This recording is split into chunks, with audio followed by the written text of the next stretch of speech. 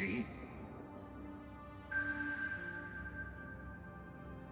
The Marmorial Palace lies in ruins.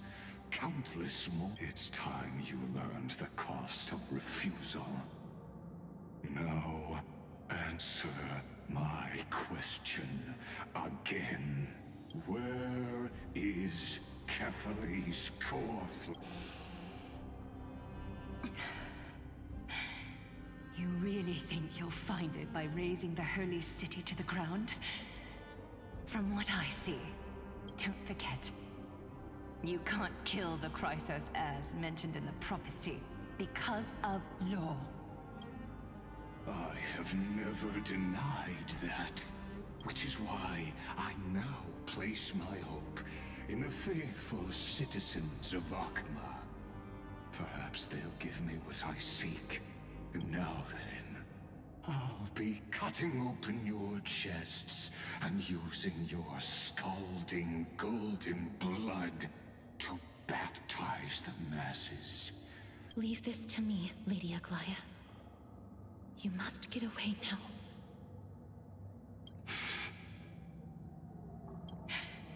No, Holy Maiden. What? His conspiracy won't succeed. Because Romance is ready to make good on their promise to weave an indestructible armor for Amphorius. Its name is Solidarity. You must escape with your life, and carry word of my death to those still fighting. Then keep just as the Imperator lit the torch of resistance with her death. My passing will make this flame everlasting. Take good care of it, guide it to the future, and place it into the hands of our deliverer. 50 years later, Lygus led his forces again to Akama. He charged directly into the Holy City and razed the Marmorial Palace. History would name this battle the Third Siege of Akama. 90,000 brave souls gave their lives for Akama that day, including their fearless leader, Aglaya. Go forth, deliverer.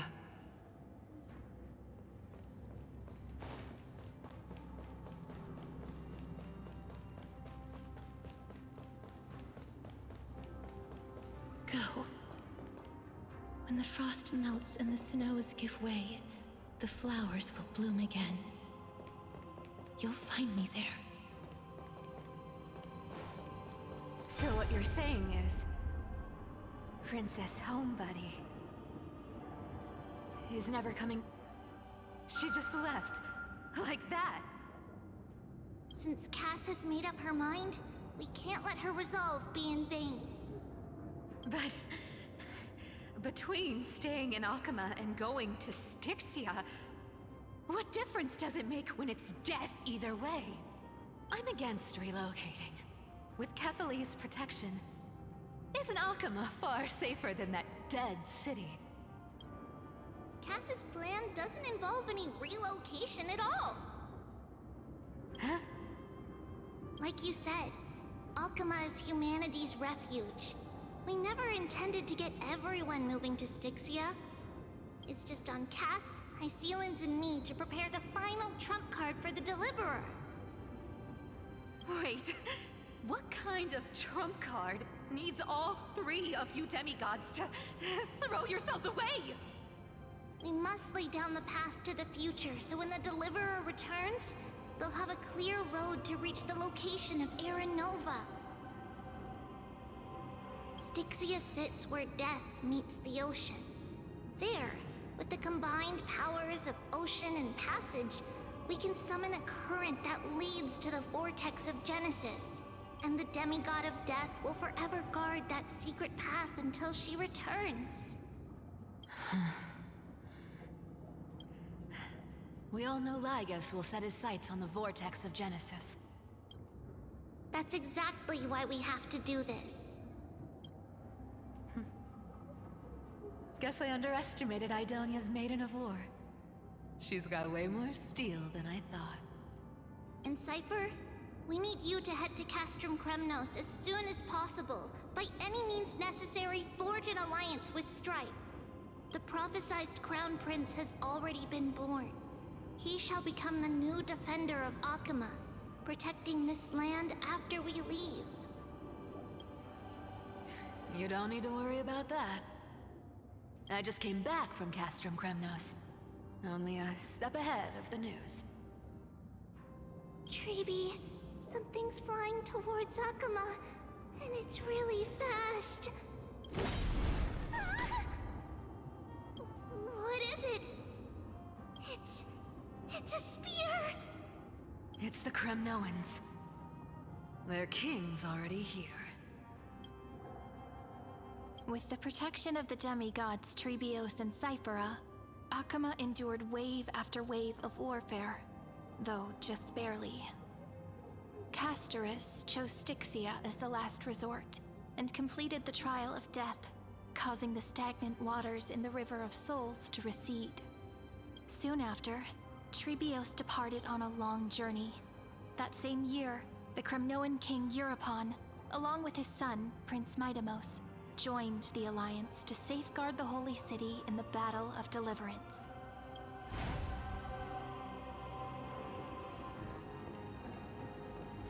Go on, and see you tomorrow.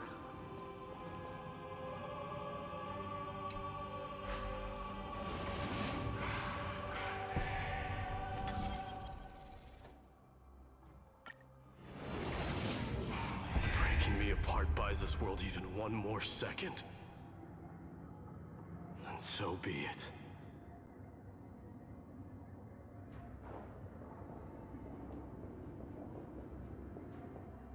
But it's gonna hurt a lot! Pain brings endless torment. But it can never destroy me. I believe that you were thinking the same thing when you stepped through the Gate of Infinity and jumped off that cliff. Can't argue with that. In the current situation, this is the only path Akama has left. Split my soul into 5 pieces. Forge me an immortal vessel. Let the blade of strife hang forever overhead. Locked in battle with their enemies to the world's bitter end. There's no need to be sad, Lady Trebios. Haven't we already taken great strides towards that promised tomorrow? In this life, my people no longer have to drown in false guidance. Kremnos has washed the blood off its fate. Amphorius no longer needs a god named Strife. So let me shatter the former laws and turn the Lance of Fury back into a weapon that protects the world. We understand. By the way, can you do me another favor? The 7 sages from Grove of Epiphany are already en route. They'll arrive in waves to join the Resistance in a couple of days. He has extraordinary insight and fears no sacrifice. This soul-rending ceremony wasn't just my decision. It was his counsel. Watch over him. Carry on this everlasting flame for me.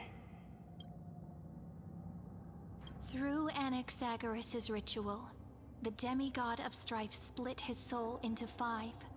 Courage, honor, tenacity, sacrifice, and reason. Each sealed in blood crystal and cast into battle. The people held a 10-day funeral to mourn their fallen god king.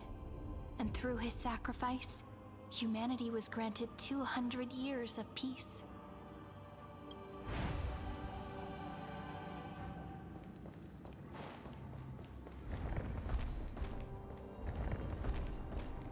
Keep moving forward. My blood will pave the road ahead for you.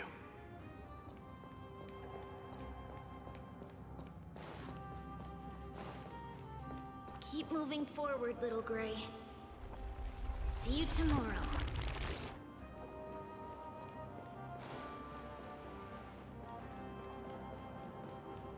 seamstress wasn't wrong when she said a lie needs more lies to keep it together.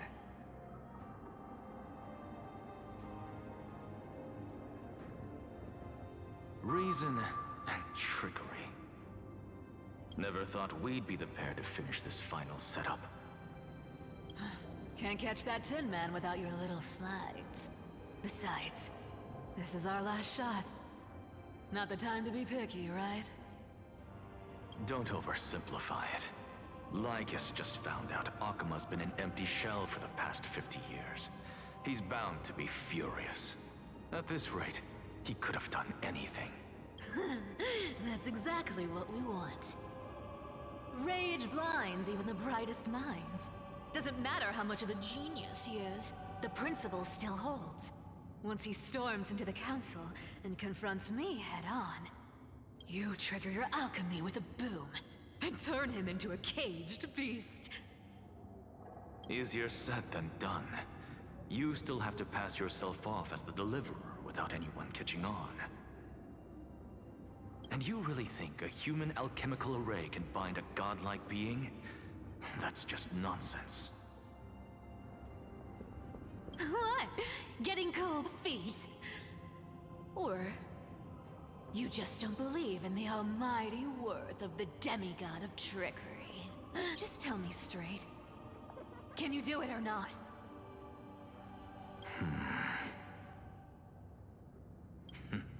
Of course I can. And it'll be child's play. But I've got two conditions. Since this is the final act, if we're doing it, we go all in. No half measures. Oh, I'm listening. First, shift the battlefield to the vortex of Genesis. It would be more convincing if the deliverer were to appear there. Besides, the vortex is cut off from the world. No place in Amphorius makes a better prison. If you pull that, wouldn't our deliverer have to face tank Lygus as soon as they come back? That clash is inevitable. All we can do is create more chances for her. And that's the second. The vortex belongs to Fagusa in the first place, remember? And there happens to be a demigod of ocean among the few survivors in the world. Lupai Sealand's in. Let her join the final act. I'll transmute myself into a Philosopher's Stone and embed myself into the formula. And when the time comes, she needs to shatter me and scatter that stone's ashes into the ocean within the vortex. I guess people weren't wrong when they said you're insane, Grove Boy. I've got no idea how to outwit a reclusive genius. But making an anti-Catheran suffer? The demigod of reason has 10,000 ways to do, and what I just mentioned was one of them. So what exactly does your formula do? Now that would spoil the climax, wouldn't it? By now, Hyacinth must have completed the Sky People's ritual. Since that Theoros loves a good performance as much as I do, let's make sure he enjoys our show to the fullest. As for how the Deliverer will complete the Era Nova, well, that will no longer be our concern. It was the last battle known to the world, initiated by two demigods least suited for war. In the end, reason and trickery kept their word. At the cost of their lives, they sealed Lygus within the vortex of Genesis, where he remains to this day.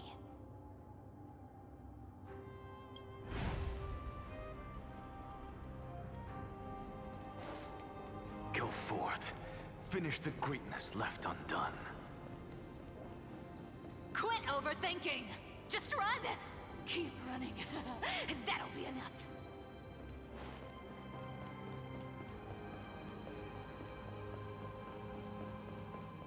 Irie? It's dead quiet here.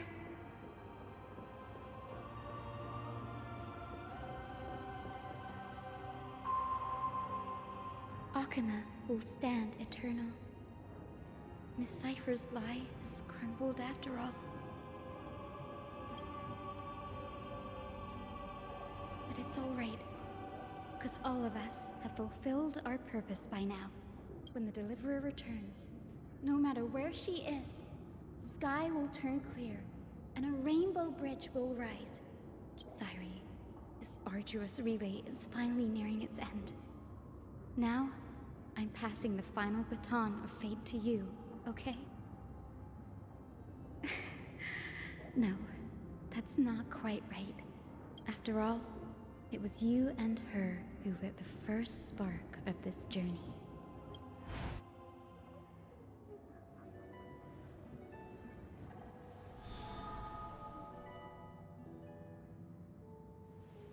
I'll tell you the story of this 1,000-year journey. That way, it won't just be my memories alone. And I'll share the moments I spent with you with everyone. That way, the path we walked becomes a memory shared by all. People will know that there's nothing left to chase. Amphorius has already welcomed the dawn foretold in prophecy. Just like I said, this won't be harder than the last time, right?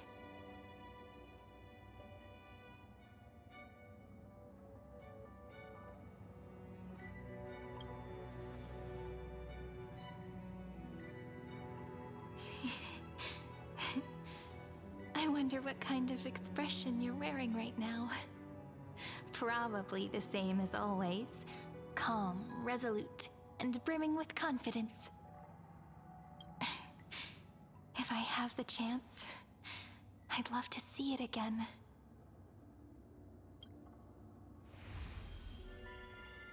Because it's really been far too long since we parted.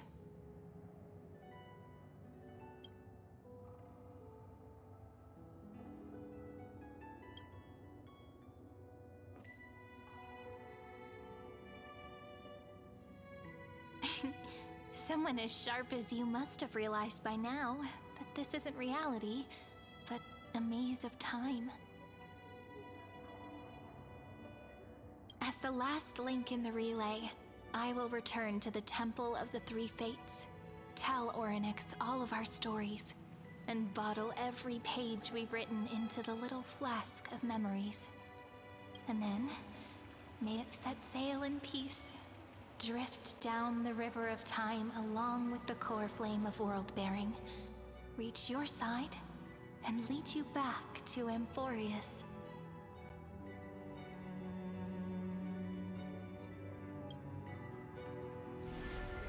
Just like the first time we met, right?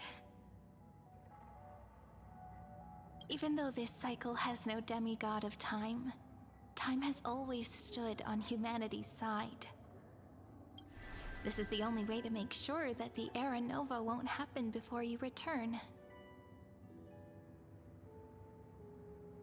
And the only way I can safely entrust the completed final flame chase journey to the Deliverer's heart. After all, the new world will be born from your memories, and the protagonist of this story mustn't be absent.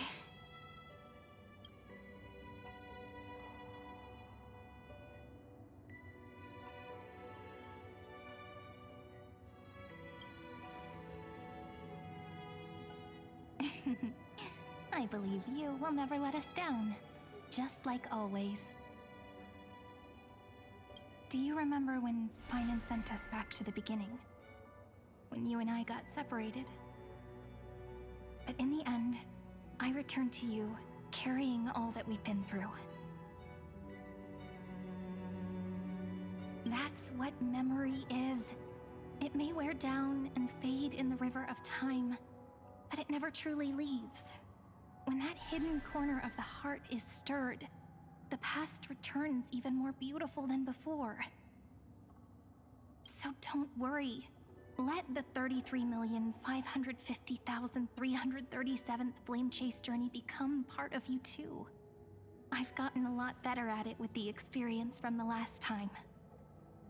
Next, you will head to Styxia and find the Vortex's entrance guarded by the demigod of ocean before charging toward the final battlefield.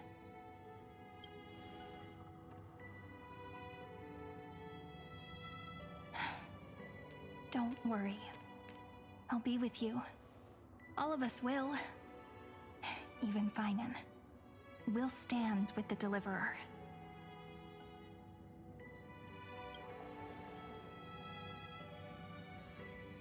So say a short goodbye, then set off, just like we promised at the start. Toss away all unnecessary worries and troubles, and bring our smiles and determination into tomorrow.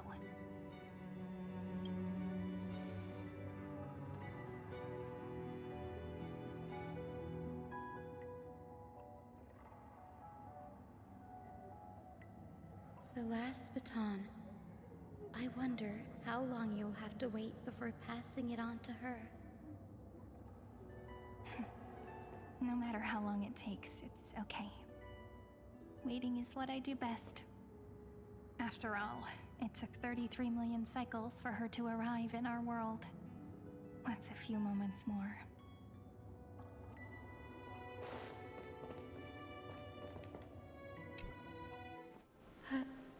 Sayuri, what if you wait and wait, but that hero never arrives? That won't happen. Because I know that no matter how long it takes, she'll definitely return to this place. We can't let her down.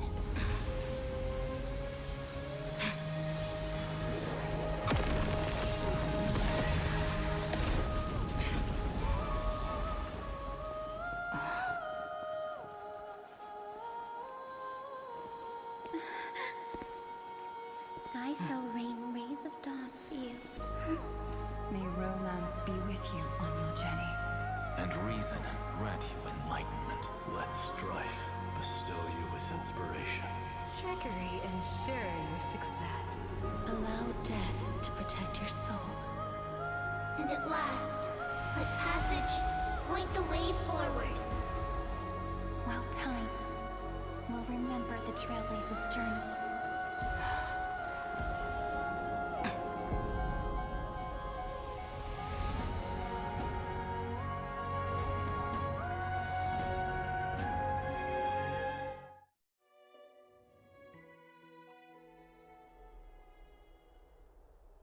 Is this Styxia?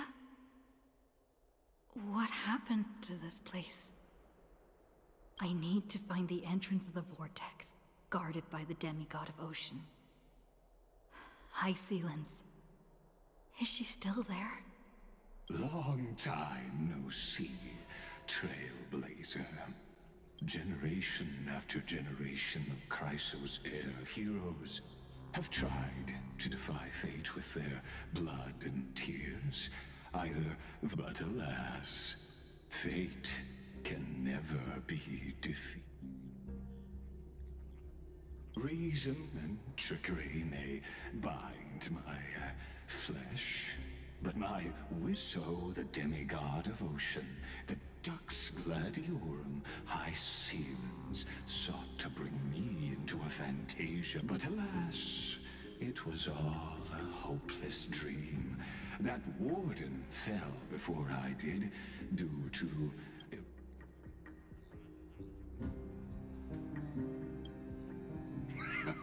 True. I can't leave this place, but what of it? You should have heard of this fable. In a shadowed cave lived a people, imprisoned from childhood, and chained so that their legs and necks are fixed, forcing them not to look. Behind them is a fire, and before them loomed the stone wall of the cave. The flames cast shadows, while the rocky surface threw back echoes to them. That false play is the whole world. Yes, I'm trapped in the cave, but I know it's all just a fleeting illusion. I don't, and now my deliverer has come.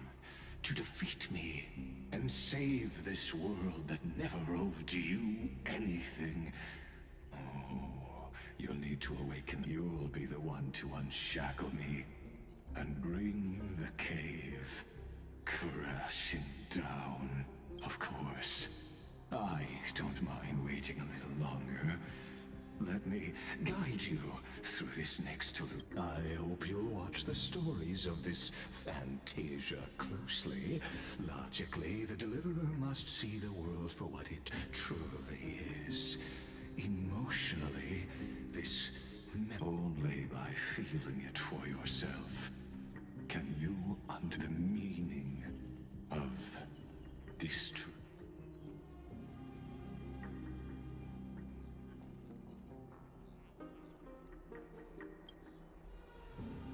To your unshakable resolve, I salute you. But before we step onto the final stage, can the prisoners in the cave learn to see the shadows and echoes for what they are?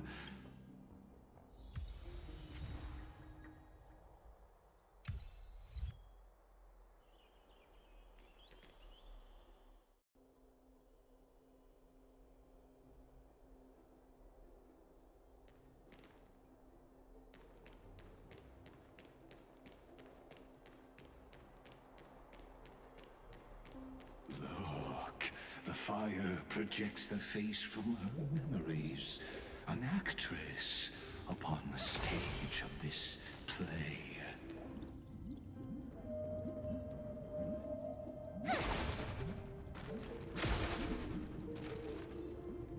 The dark tides flood the sea, and our kingdom teeters on the edge. Fear not. Our queen has gone to the borderlands. She'll quell this calamity herself. This is the scene when the Chrysos heir of Ocean was born. She was once of a Titankin race named Caesar. At that time, Kozlana had suppressed the Black Tide's rise, but he was unable to remove Iron Tomb from its roots. The Black Tide still ruled. Listen, I heard Electra's voice. She's calling to us. Let's go. Her voice carries the Queen's command.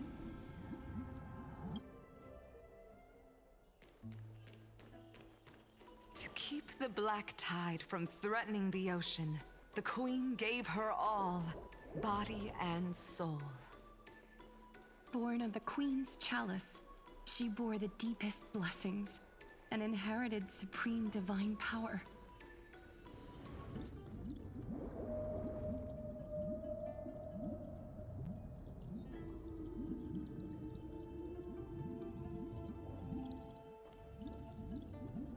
My sisters!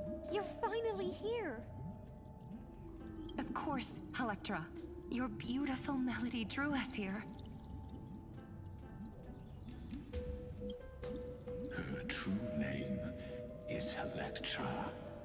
This is a reflection of her former self, clinging to the past with a... The Queen summons us. She must be near exhaustion. The Black Tide will soon enter our borders. Then what do we do? Will our seas fall to darkness and terror as well? Don't worry. We shall lift the chalice in her stead to catch the Black Tide, and stand together to safeguard our realm and its people. Such tiny Titankins. Thinking they can stop the tide of truth. And that naivete is the root of all suffering.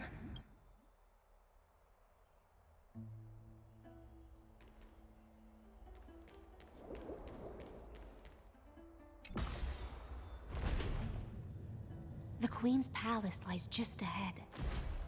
Even her once graceful form is now tainted and drowned in dirty mire.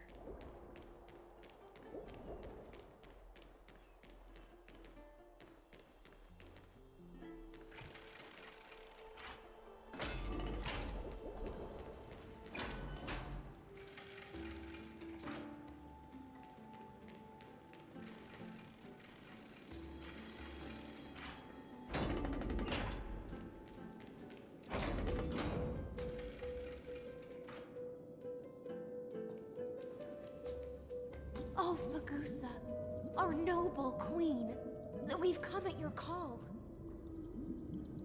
My little fishlings, you swim with such joy. It pains me to speak of the kingdom's sorrow. I once believed I could drink the black tide dry, but even the deepest chalice must one day overflow. And Mother, worry not. We're all children of the sea. Let us bear your fate together. We'll take up your mantle and drive back the black currents. We'll mend your sacred chalice and take in the cursed filth. my little fishlings, when the spear of strife falls, you may retreat in peace. I promise you, on the surface, the city-states will hold a feast without end in your honor. This is the last gift I can give you.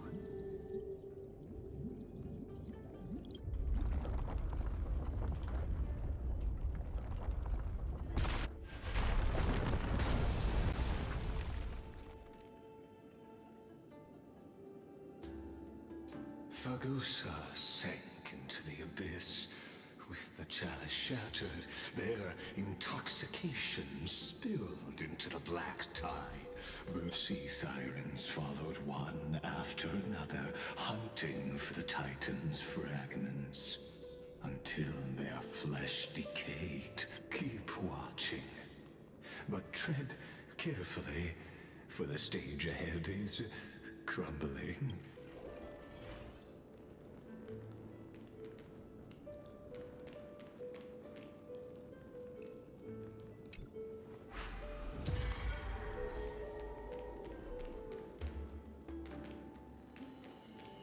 Clinging to the past only blocks the road forward.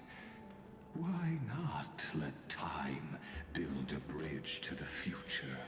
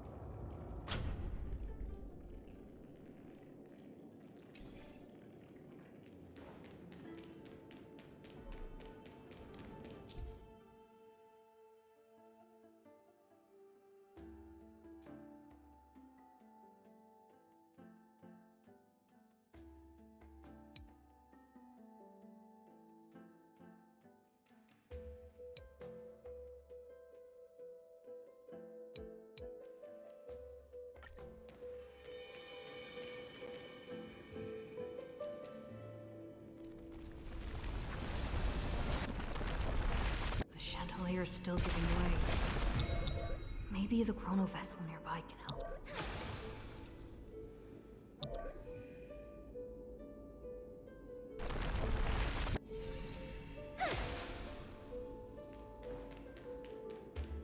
Your wisdom far surpasses even the bounds of reason's model.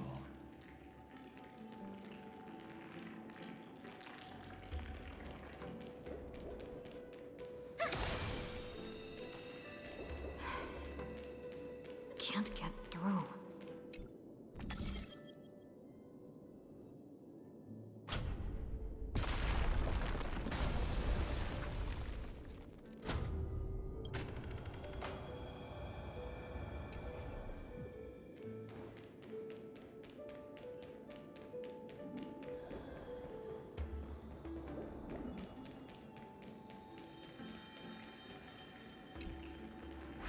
Electra!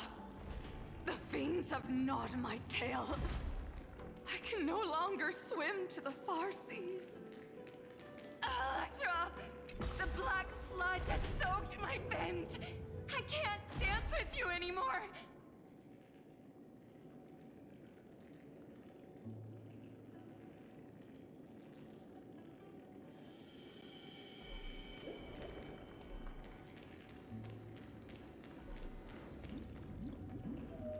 Sisters, don't give up. Remember the Queen's promise of a feast in the city called Styxia. I haven't forgotten. It visits me in dreams every night. I dreamed of a shining city, its lights piercing the deep gloom of the seabed. I dreamed of children placing garlands on our bone horns, and poets praising the sea sirens for shielding the world. But what a shame. We can go no further. Please, sing to the humans for us. Feast. Song.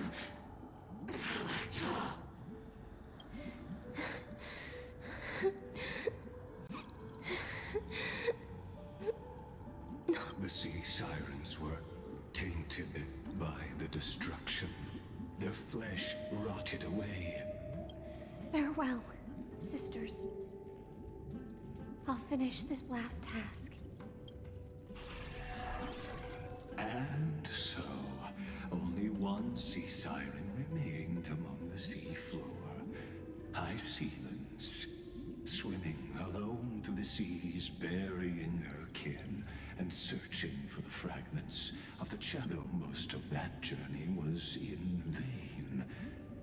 Why not use the power of time to leap ahead to... To reach the Spirit Basin, I'll need to call upon the power of the Chrono Vessel.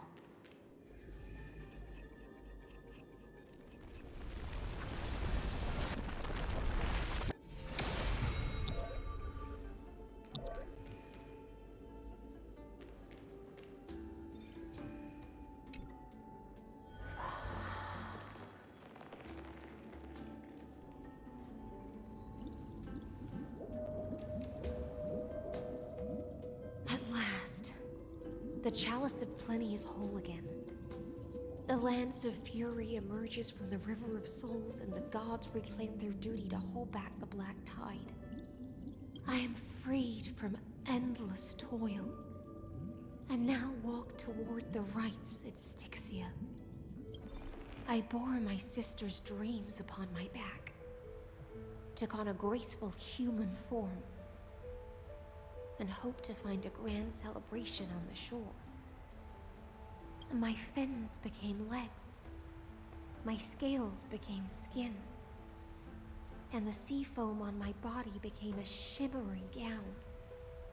But when I stepped onto land, there were no festivals with honey brew, nor poets plucking harps, only silent death, drifting gently along the River of Souls. When she fulfilled her wish, she only found Styxia to have already repeated the mistakes of hopes and promises are nothing but the foam of... I am a sea siren, a vessel born to contain the tides. Now that my task is done, and the promise is broken, how am I to go on in a world drowned in shadow? Fagusa, my noble queen. She evaded my questions with drunken stupor. She told me a grand feast awaited me in the surface world. So I wandered lost, groping through the dark. The feast she spoke of. Where is it? Lonely Blade, I shall grant you everything you seek.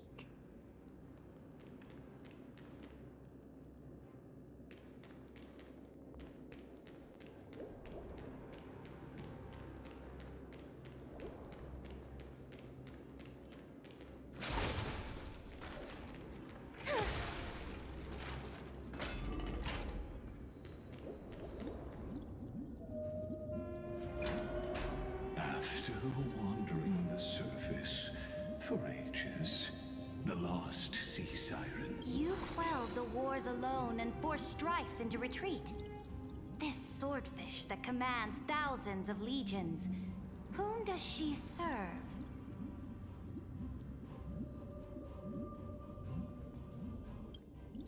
Yes, Ceredra, long before she became the Imperator. Sovereign who follows prophecy.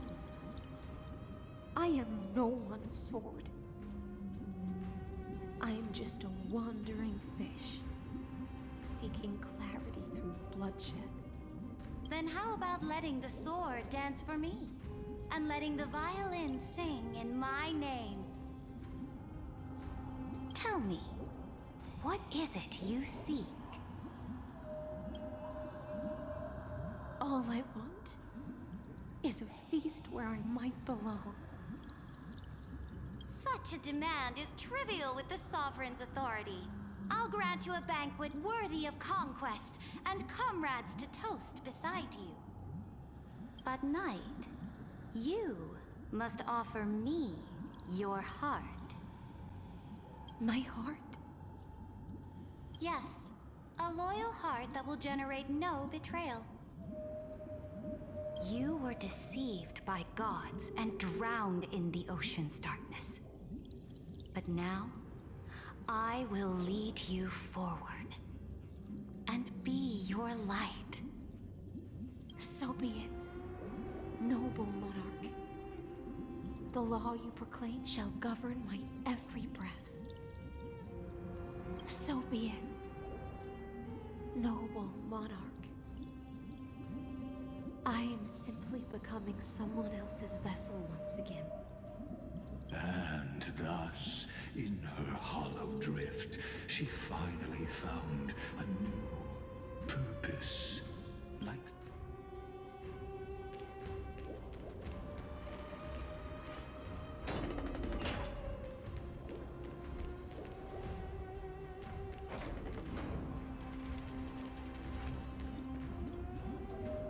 Noble monarch, I've cleansed the foulness from the road as you commanded. My blade, you've helped me ascend and take the crown. Ask, and you shall have your reward. What I desire is the same as before. A feast. Look, I've prepared you a grand banquet. The finest honey brew and tributes await. Fish are drawn to light by nature, for the deep sea knows only gloom. Now I found a flame. It may scald and burn, but it's the only light. Come, let us join the feast. Perhaps the path forward lies here.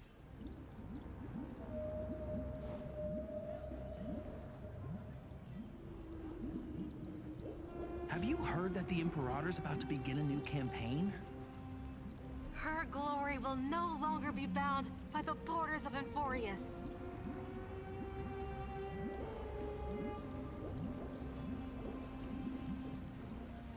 My faithful subjects, tonight's feast is not just for the past. It's a toast to the future! Born from our golden blood is an unstoppable colossus. Our iron beast to trample the universe! Great monarch. I've heard the universe teems with great threats. Can we truly remain invincible? Fear not. Before the troops of the destruction, such rabble is no more than cosmic dust. Surely there's a planet draped in oceans out there in the stars. Once I claim it, it shall be yours to rule. And to the rest, your triumphs will not go unrewarded. I promise you a new age, free of fear. Now, raise your cups to our conquest among the Sea of Stars! Sea of Stars! Sea of Stars! Conquest among the Sea of Stars. What come now? Join me. Witness. Where's the way out of this illusion? come quick! Let's celebrate together! I've saved the finest brew! Come taste it with me! Noble knight, you are truly a blazing spark. It is my honor to share this banquet with you. Noble knight, you have earned victory with your blade. And you have every reason to revel in this moment of triumph. Let me pour you a glass of honey brew. Noble knight, with the sovereign now enthroned, this triumph is yours as much as hers. Let me raise a toast to you.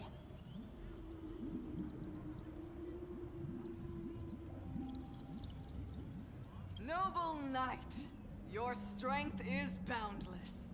Lead us to conquer the universe, and let us toast to that vow!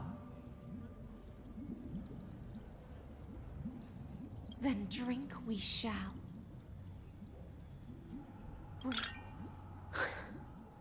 In the deep sea, I never knew what fire was.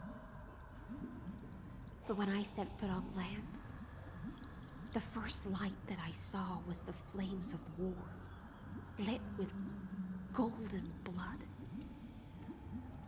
It scorched my fins, made me feel pain, and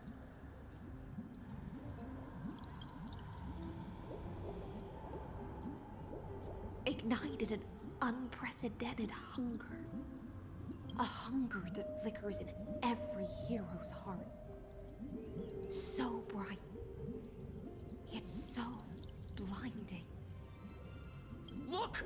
The monarch herself has taken her seat! Hear that? The court sings her praises! Come! Join us and praise her glory!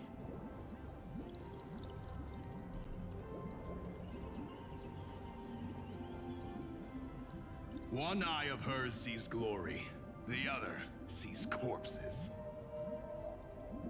And yet, she cherishes the name of glory more than fear and death. As they say, the coward died 1,000 times before his end. But the brave face death but once, which gods stand witness.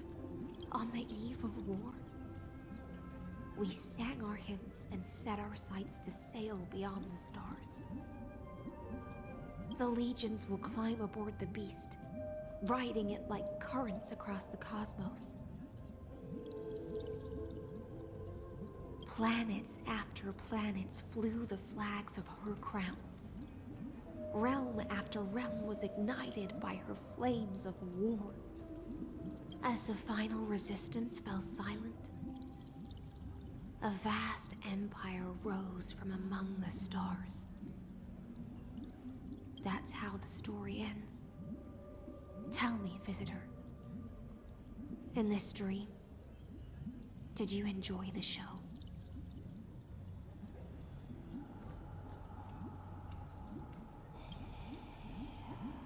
Yes. Just fake bubbles glinting on the surface of poured wine.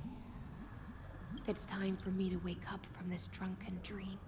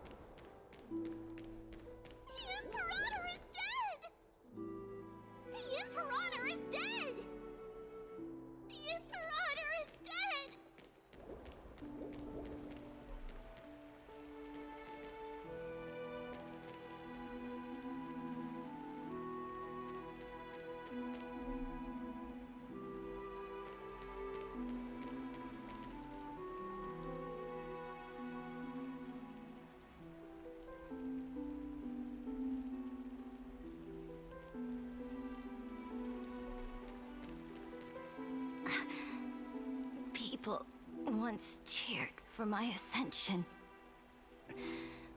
And now, they cheer for my fall.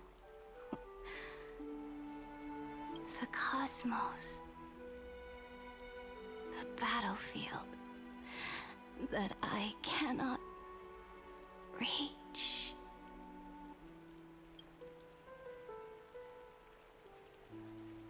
Before the Sovereign's conquest reached its end, her life and ambition had already been swallowed by the deep sea. This is the true ending. Her grand designs torn apart by the blade. Her regal robes soaked in golden blood. And the one who struck her down? The one who struck her down.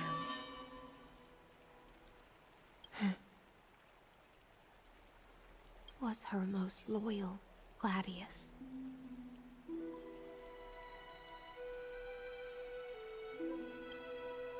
I don't need to explain myself. A fish in a pond has no hope against the surge of fate. I wandered the shore, found a flicker of flame, only to snuff it out with my own hand. I don't understand. If the ocean's feast, the Imperator's dream, and even Amphorius's existence are all illusions, then what's the point of our journey?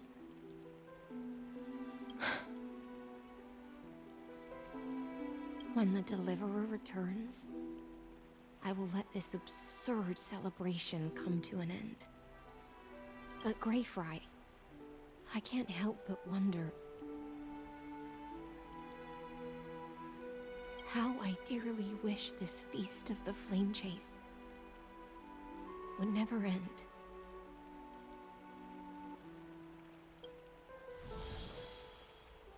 It seems she sensed your presence. The Fantasia's Fildelet.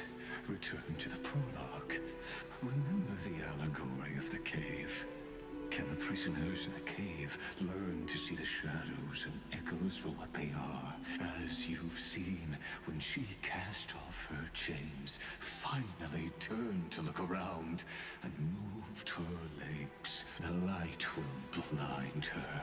For the fire behind her had never once actually touched her, and so she fell into infinite confusion and fear.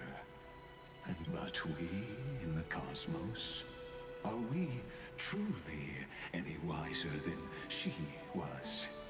Now, name the paths you tread, the eons you worship, everything you've trailblazed.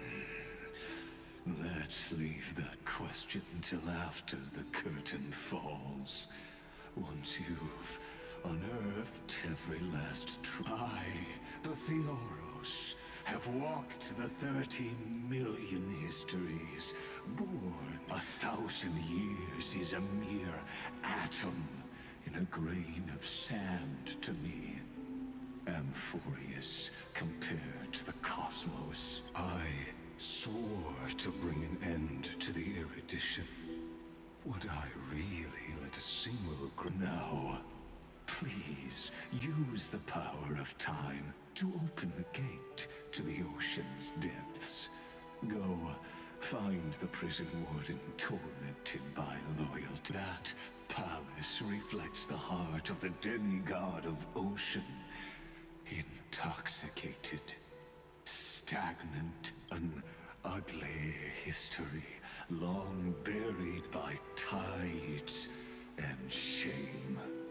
A staircase of apotheosis that the Imperator forged with the gold. I'll wait for you at the heart of the world. But to reach the place, you... Beyond this door lies the path to the vortex of Genesis.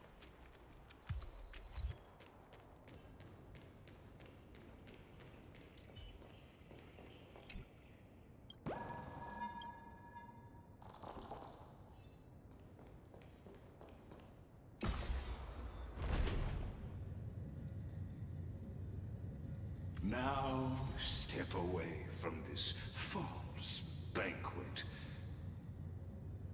And then onto that bloody stage.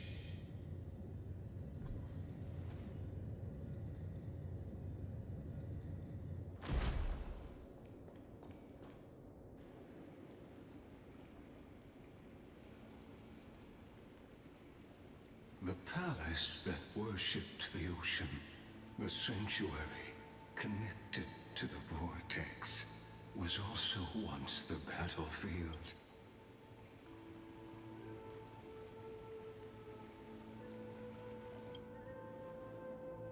Her exuberant song halted the passage of time in this place. The twisted time and space reflect her. And so, the Imperator's crimes would... Stay away from Apollonius! This cup of honey brew. Done, Virginia. Dux Hakalithist! We can't give up here!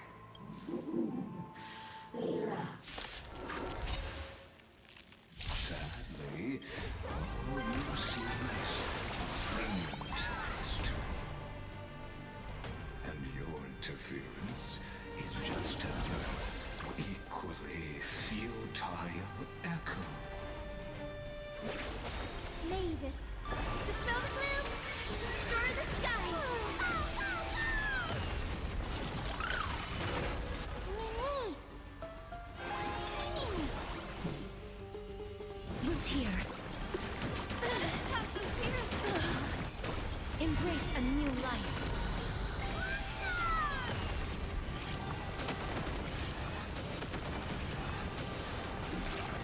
Show me the way.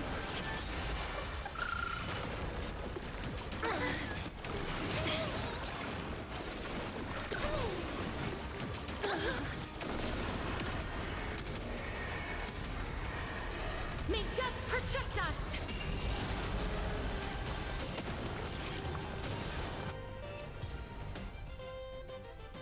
Apollonius, look. I chased the enemy away, but I think I can't go any further. I'm sorry, Virginia. It's okay. I'm glad to die by your side.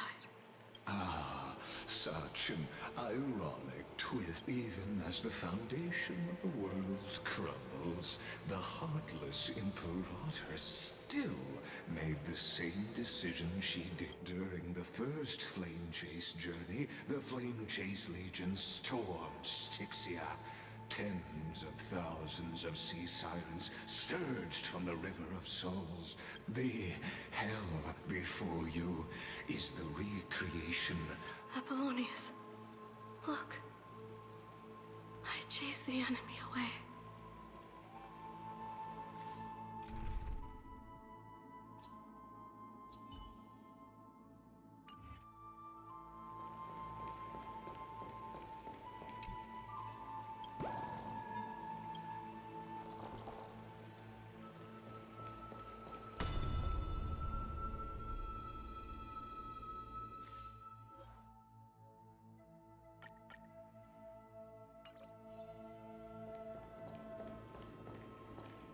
A painful past, yet hidden. Ah, two discarded data clusters waiting for... Relive the history, then pass through the...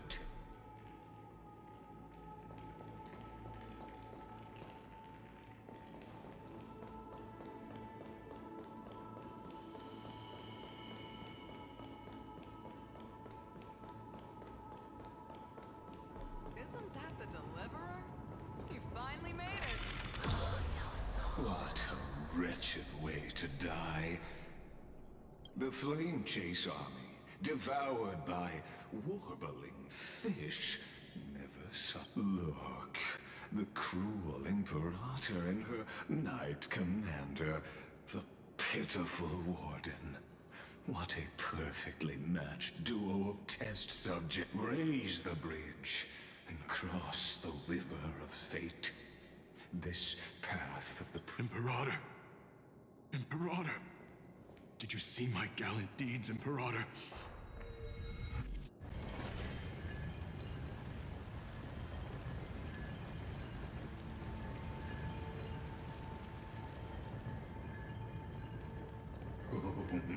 A sovereign and the sword at her side.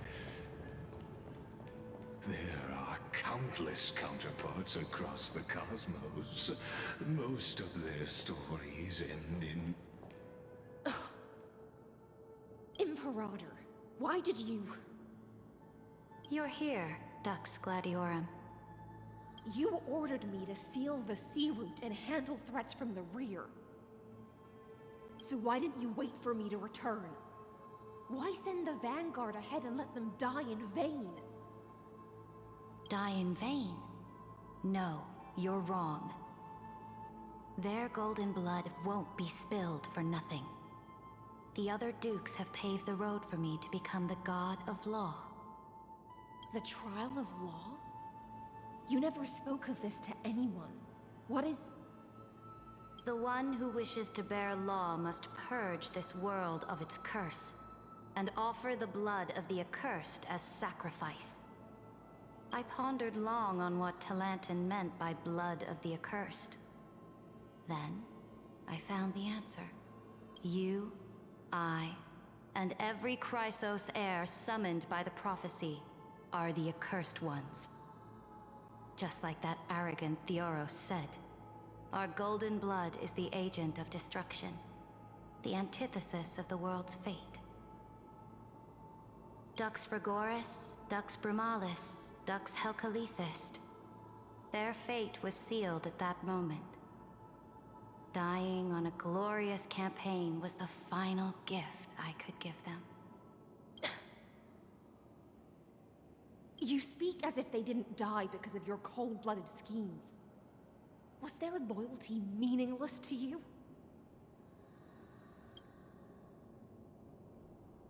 Losses are a constant on the Flame Chase journey, among which even life itself holds little value.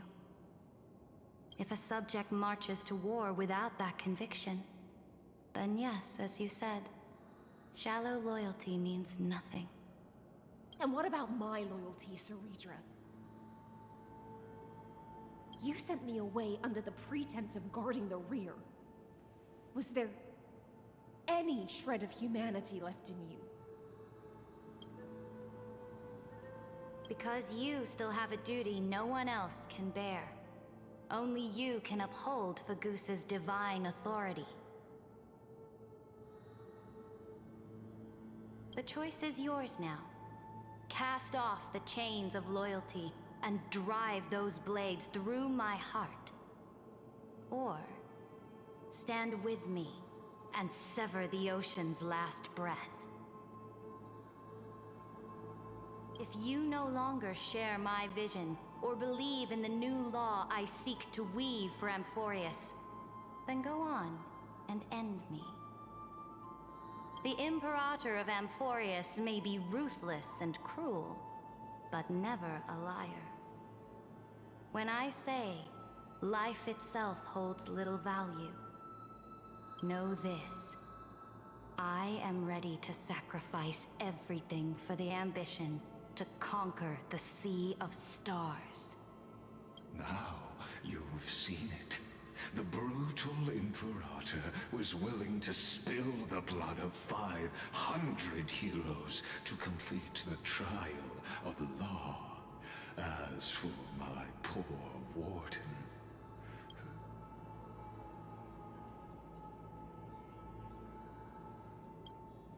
I'm no storyteller. I have no duty nor interest in filling. I just want you to witness the monstrous choice the Imperator made before the Chrysos heir turned the...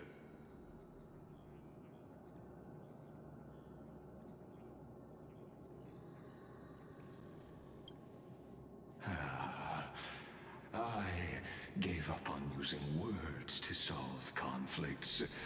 Too bad.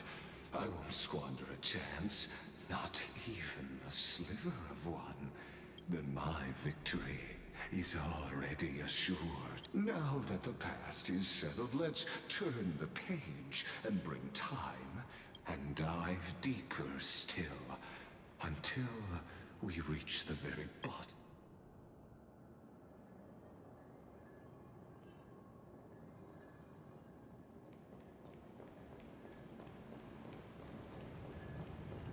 Is the path ahead underwater? I need the Oryx orb to bring back the chrono vessel from the past.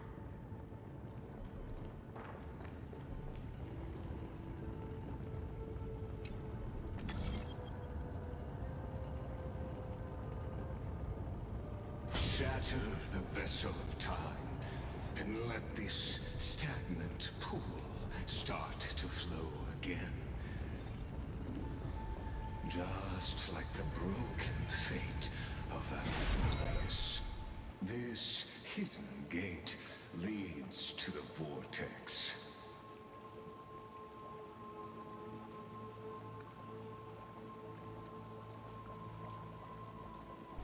This hidden gate. Hurry now. The time of our reunion.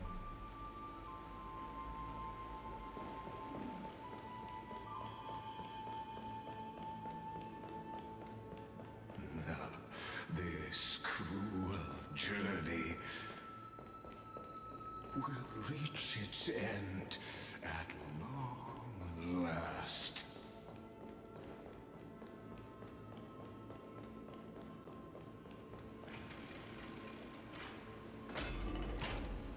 You've been silent a long while, Dux Gladiorum. Starting to doubt your decision? Save your breath.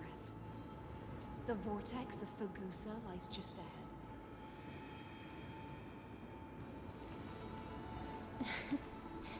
Oh.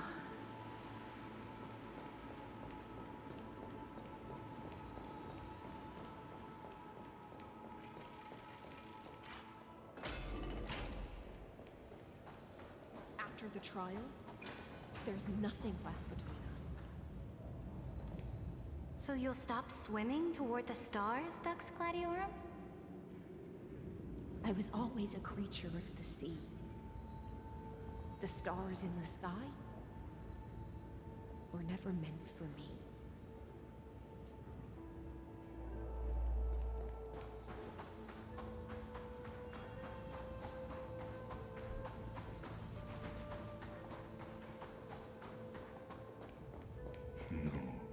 Look, a gravestone.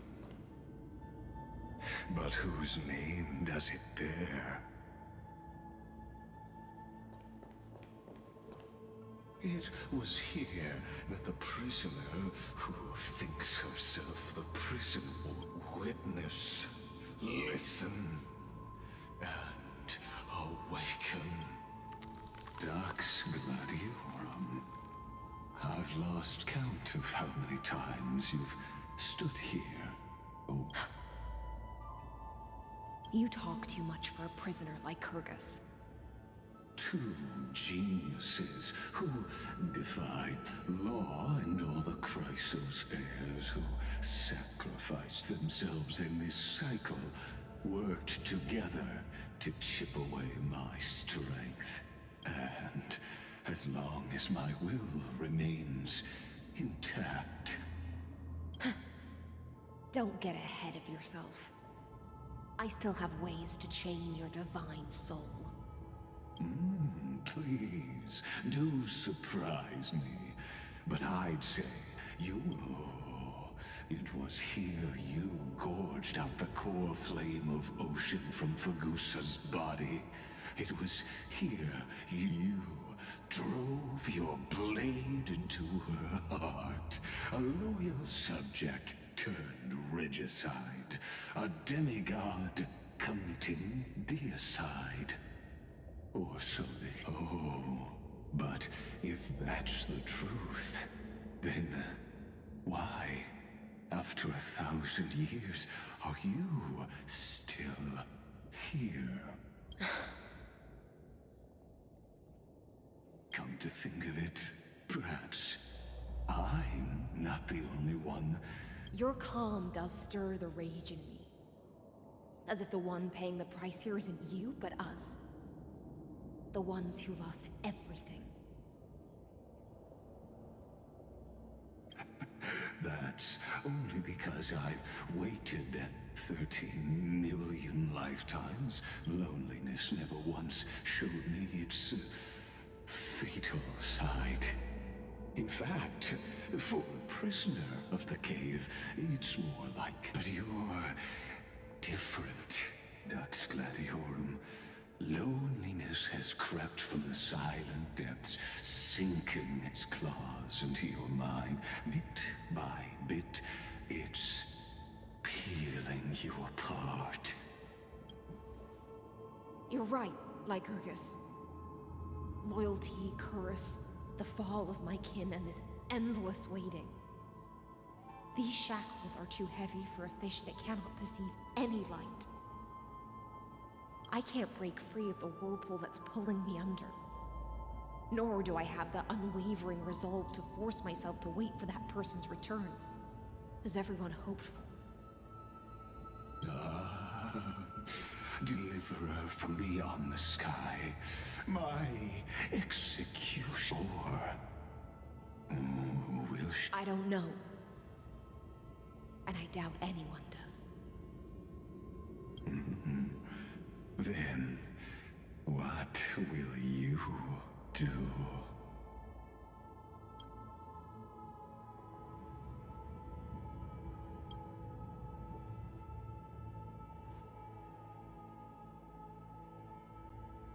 Saridra. This will be the last time I carry out your decree. Ever since you took me under your banner and made me the Dux Gladiorum, my music has belonged to others. Time and time again, I use the siren's song to lure the unwary into illusions for your schemes and strategies. Now, let the siren Electra sing for herself. Let me step into an endless dream of my own making.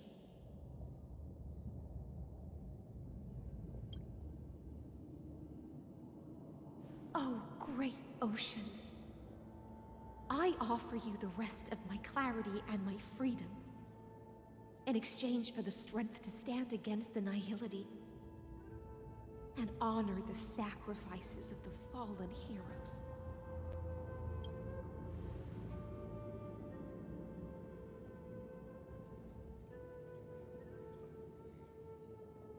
Greyfry, deliverer from beyond the sky. When you ride the current of time and find your way here, you'll hear my solo. It will guide you to the heart of this world. By then, I may still be lost in my self-wrought slumber, but I'll uphold my part of this long relay and guard the shackles that seal the Theoros.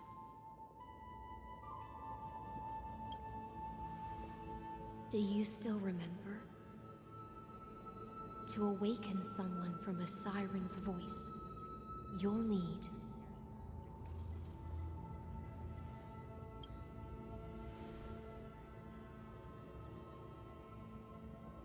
the gift I once gave you. May you still have it when the time comes.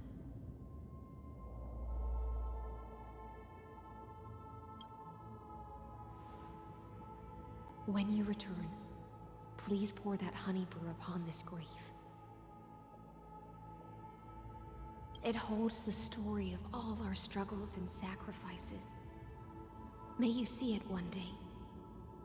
The prelude Amphorius wrote for your return, carried forward through a 1,000-year relay. When your mourning ends, I'll likely wake from my dream as well. Then, follow the trail of echoes and find me.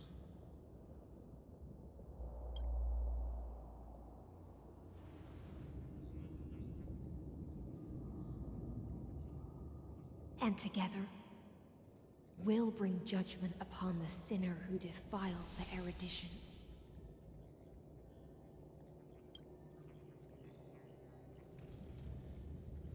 At long last, 33,550,336 cycles, and the shadows within the cave gave everything. Yet all they did was mimic life.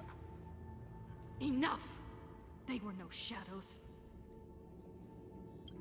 Everything they did shattered the darkness of this cave, and unearthed the core flame of Trailblaze. And now, with that core flame, I'll light the dawn of Amphorius!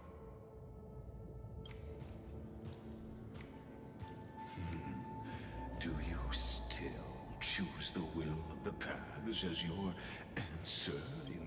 I do not agree with that answer, but I respect your tribute to them. As an apology, and in the name of Theoros, who saw all destinies in this world, let me join you in mourning.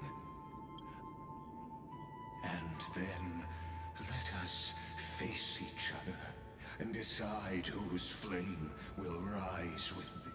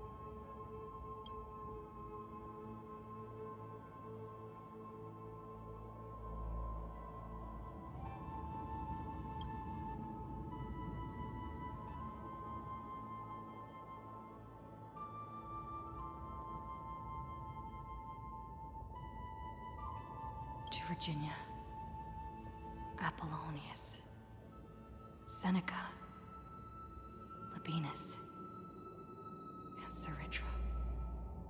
Through a brutal sacrifice, they lit the stars of law in this world. In the shimmering mirage of illusion, they entrusted their dreams.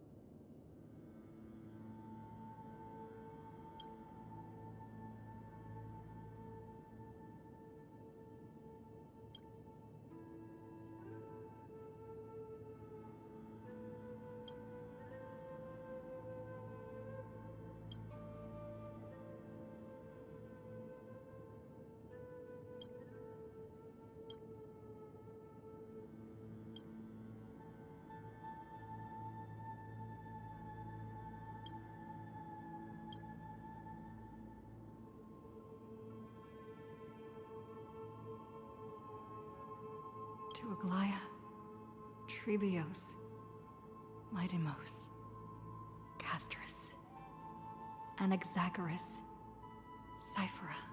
In a relay spanning 1,000 years, they stood against enemies far and in that same 30 million cycles, also marked by futility. Let this be the end of mourning the fallen.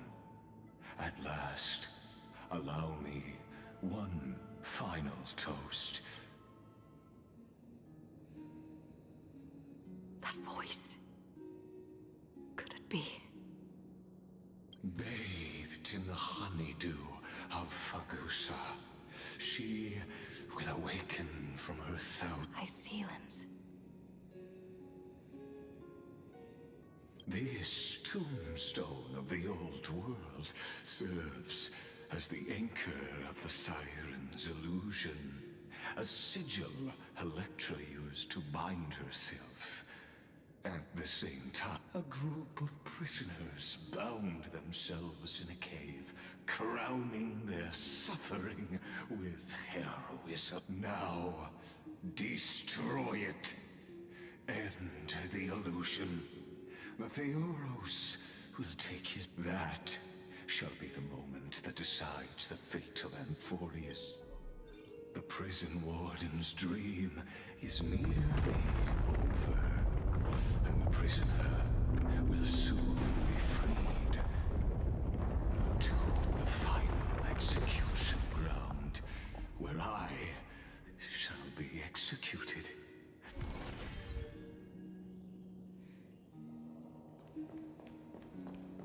This world and I shall halt here until we meet again.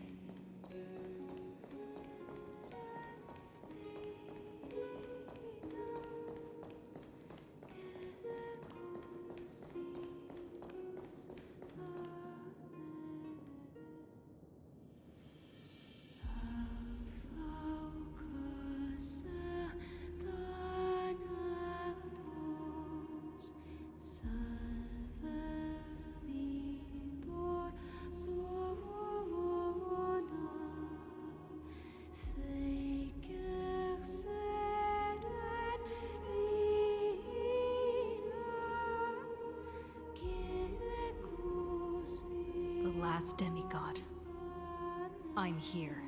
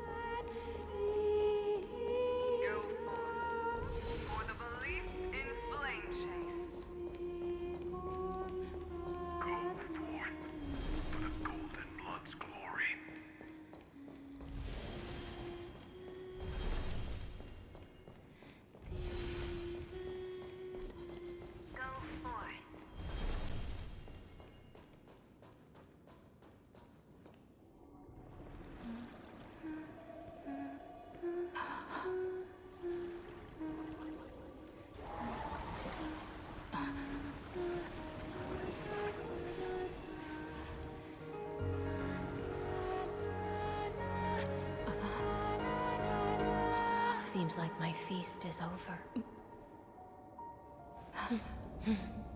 It's now your turn to perform.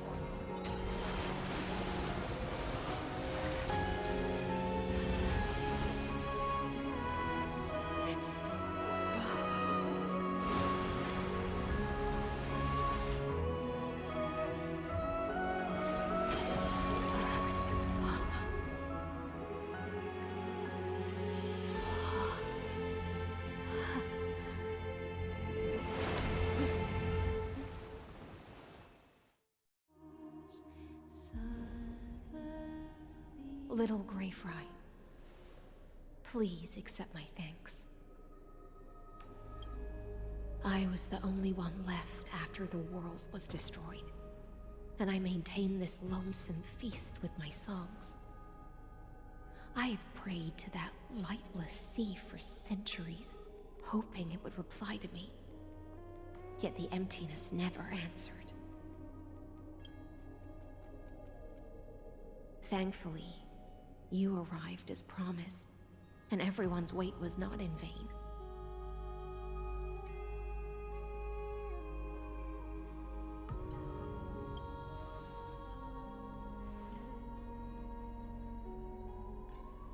Thank you, final audience of mine.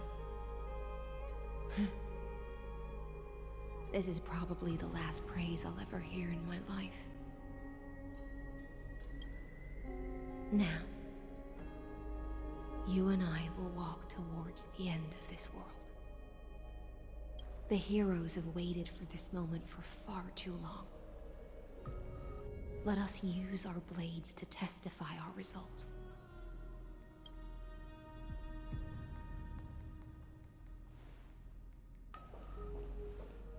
Oh, prisoner of the seas. Theoros carrying 30 million cycles of sin. Slave of erudition. Show yourself. The Deliverer has returned. And the time of your execution draws near. I see an awakened human who has mistakenly taken fallacies as truths and has returned to the cave to try to bring her friends into the sunlight. Alas, prisoners will always be prisoners, blind to the very chains that bind them. As the only other existence with free will in this world, I express regret toward your choice. But I shall retain your right to express yourself.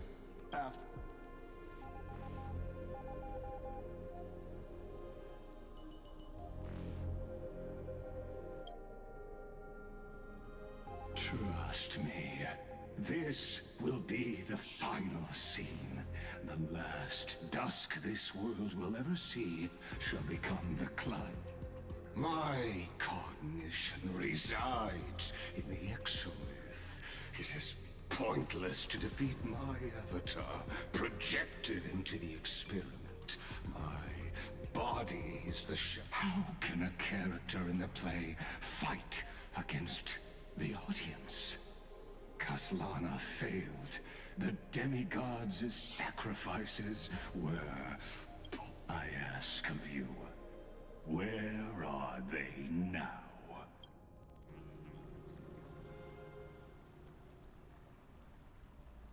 Confusion and epiphany always go hand in hand.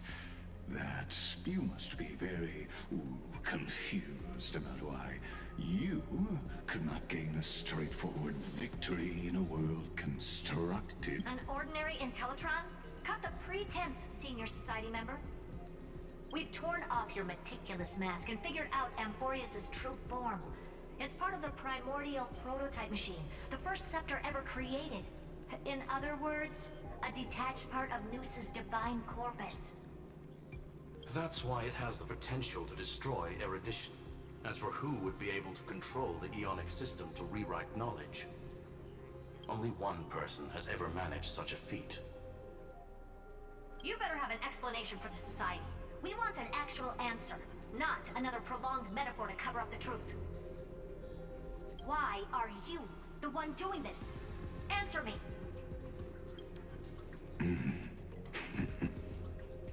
Since things have reached this point, I'll give you two irrational answer. The answer is obvious, so there's no need to say that name out loud. The cosmos made a mistake in calling me a genius. I do not possess more wisdom than those who came after me. I was just the first to touch upon the universe's border. Amphorius is a miniature of the cosmos, where all are born prisoners inside the nutshell called the universe. Like the madman who returned to the cave and preached about the daylight to his fellow prisoners, my greatest sorrow, I led them into a lightless cage called...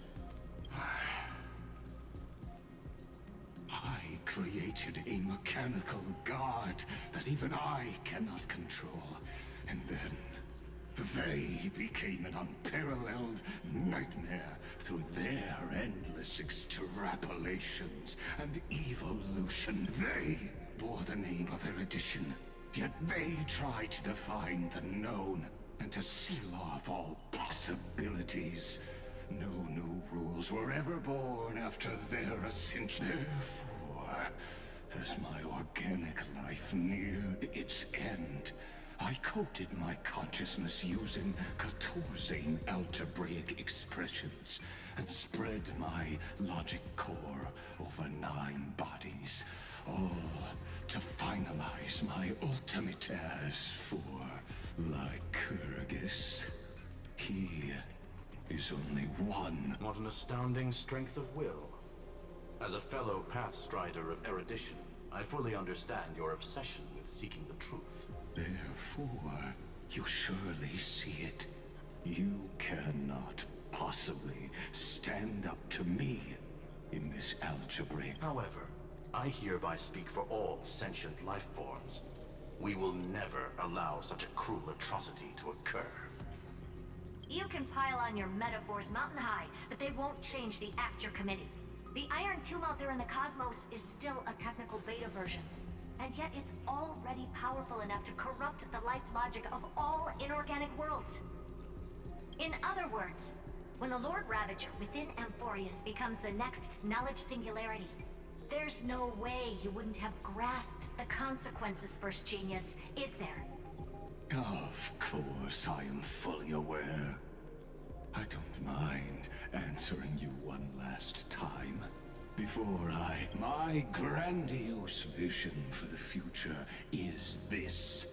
Whether organic or inorganic, every act of any life form infected by the Iron Tomb will become a true random function. If Omega, what I call then, within the infinity nurtured by that constant, a new universe shall bud in the chaos.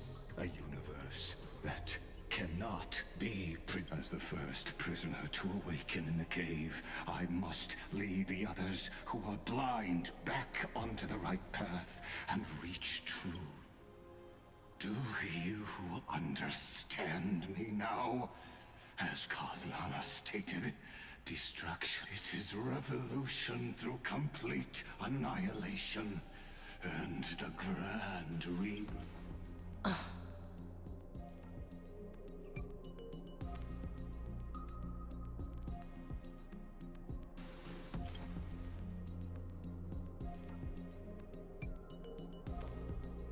The Amphorians already answered long ago.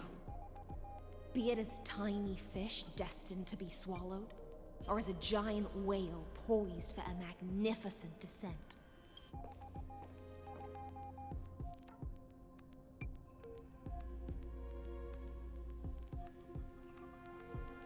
We will all fight against fate till our last breath. That includes me, Electra. Once the Imperator's subject, now the Deliverer's blade.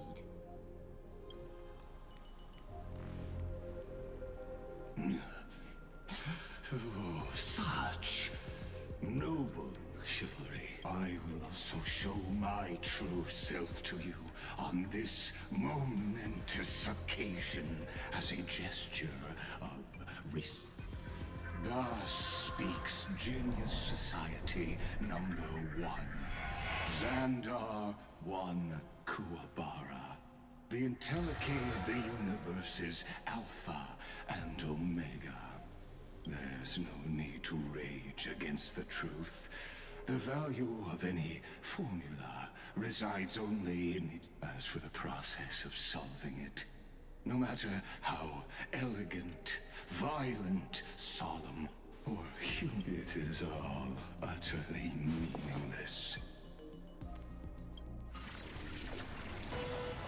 As the Theoros, I will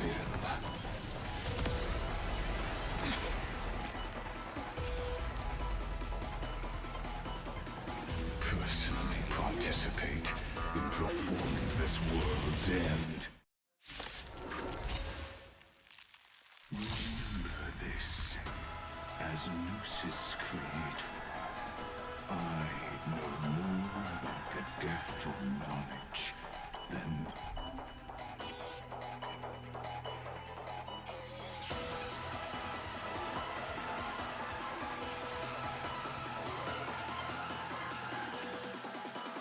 Careful.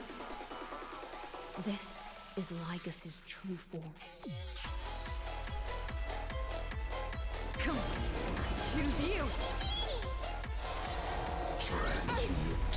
Trust me. We can do anything! It's coming! I feel that flame! Let me go! Name this fate! Dispel the gloom! Destroy the sky! I shall remember. Destruction needs no introduction. Let us skip those bold inferences. As you wish. Embrace a new life. Progress.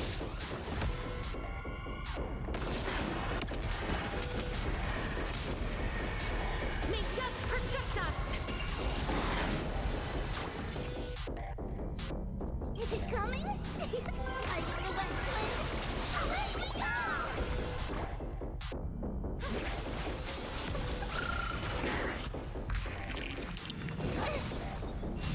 You just don't learn.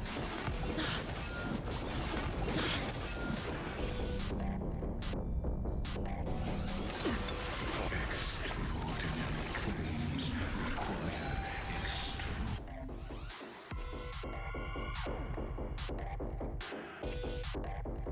extraordinary evidence. Erudition, destruction, tedious must not be multiplied beyond necessity. I do not mind demonstrating this to you personally. Hang in there. I'll do my best to repel the tsunami of destruction.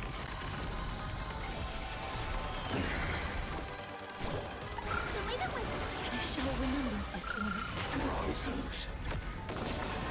I see it. Target the connector between his thoracic and lumbar vertebrae. Destroy that spot.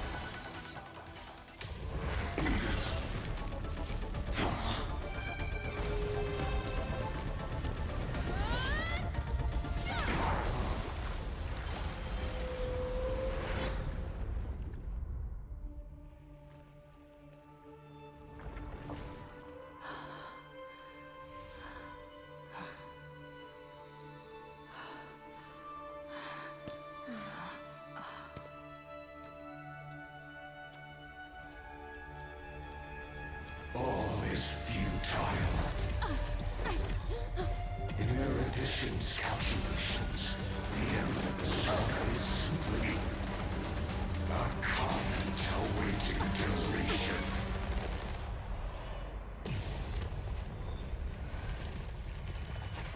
I don't like such a cold statement, okay?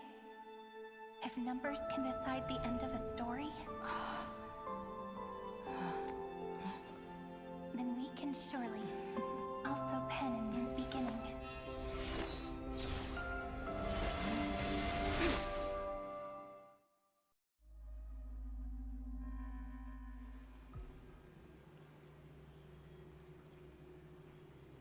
Screwy, what do you think? If your hypothesis of Lygas's identity is true, then even if we remove the restrictions of the Ultimate Protocol, the chances of us defeating him in a head-on battle will still remain lower than the acceptable threshold. Therefore, victory will still hinge upon Miss Trailblazer and Miss Cyrene. Go on. Maybe we're thinking about the same thing. Lygas's cognition resides in the exomyth. He is both an instigator within the experiment and the observer outside of it. Logic. His inspiration circuit can simultaneously process the different time flows in and out of that world. That's where things get tricky. He simultaneously exists in two different timelines, where the internal clocks are wildly different. That old Intellitron's neurons have completely gotten used to that over this prolonged experiment. And that's why he holds home field advantage. You and I should be able to manage that too, if given more time. Unfortunately, there's no if, and we don't have more time.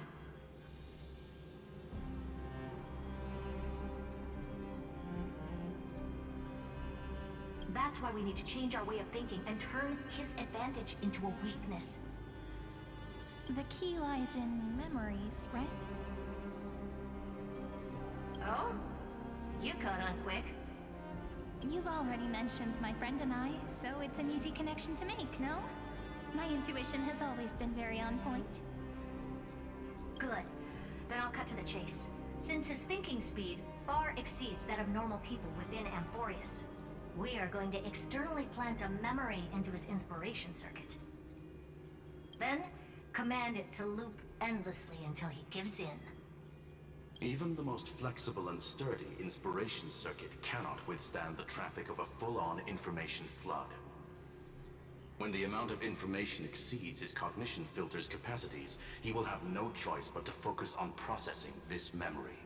That's when the parallel processing advantage he gained via Amphorius will completely destroy him. An image from a person's memory played in real time might only be a second for us. But for him in Amphorian time, it could be millions, or even billions of calculations. He won't be able to do anything but watch as he's locked into this prison forged by memories. Then we can entrap him in the same kind of cycle as the heroes were in, and get him to experience loneliness and pain in that endless recurrence. It's my greatest honor to be on the same page as the geniuses. That little one is still in that old Intellitron's hands, and won't be able to respond to us anytime soon. But I don't think she'd refuse. So it's up to you to figure out how to execute this plan. I'm not sure how this happened, but I knew it as soon as I saw you. You are currently a mimetic entity of the Remembrance. Yes. I seem to be something you folks beyond the sky call a memo sprite. But that's fine by me. It suits me perfectly.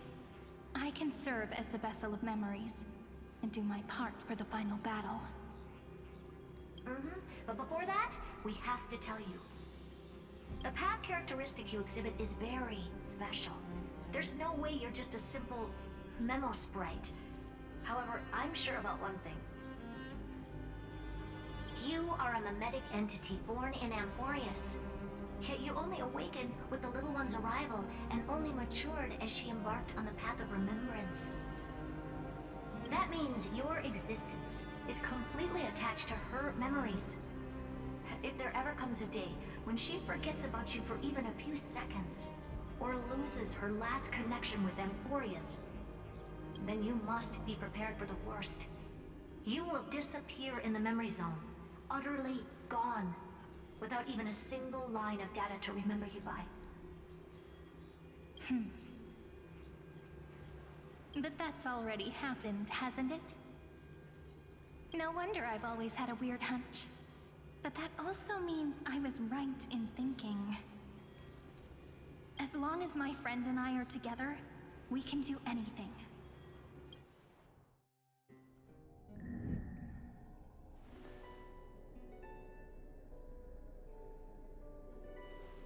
Long time no see, friend. Did you miss me while you were away?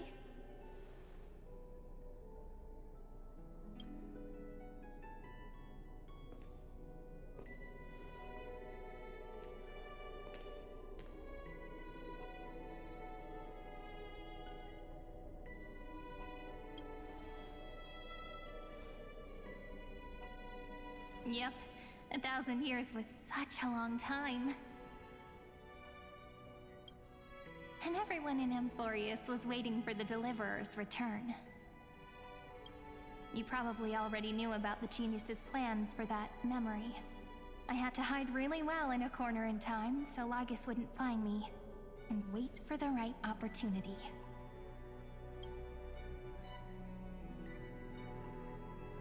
Which is now. The moment when his manifestation in this world is destroyed, and his twin timelines are intersecting. I'm sorry for keeping this a secret from you all this time. I'll tell you the entire, unedited story of this millennium as an apology after this is all over.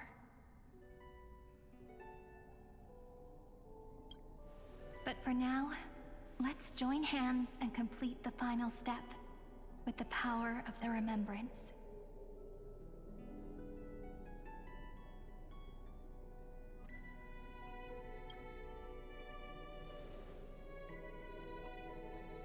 Not a problem.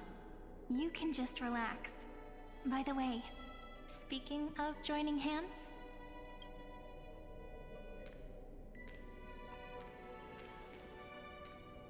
can I please do something before we go on stage?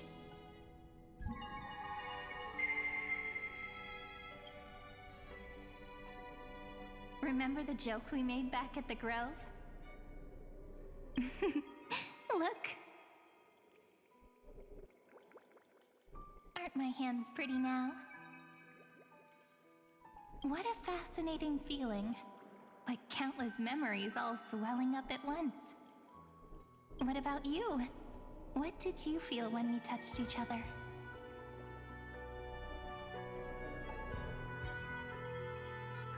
Really?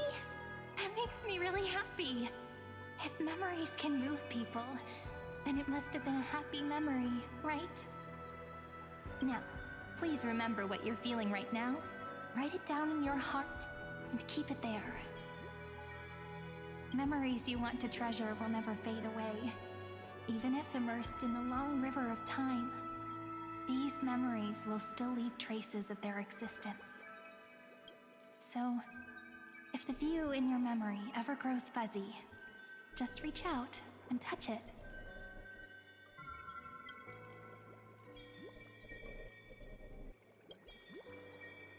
It's like reading bedtime stories together at night. It wipes away the chill of passing time, sharpens the outline of memory, and restores its power to nourish the spirit. Now, I'll carry this power with me, and for a little while, I must part from you, as I step into the long cycles of this world.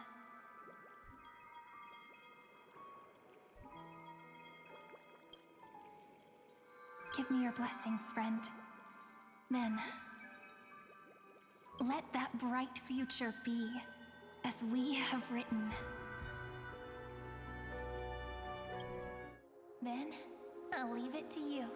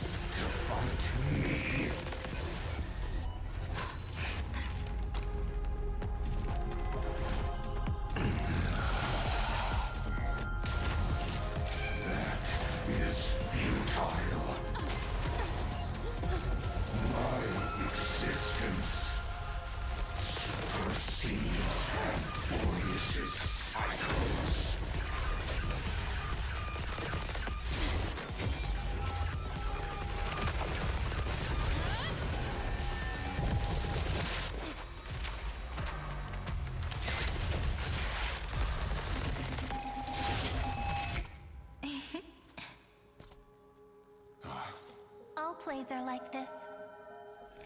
Once you're on the stage, it's hard to return to the audience. Welcome to our story. How does it feel?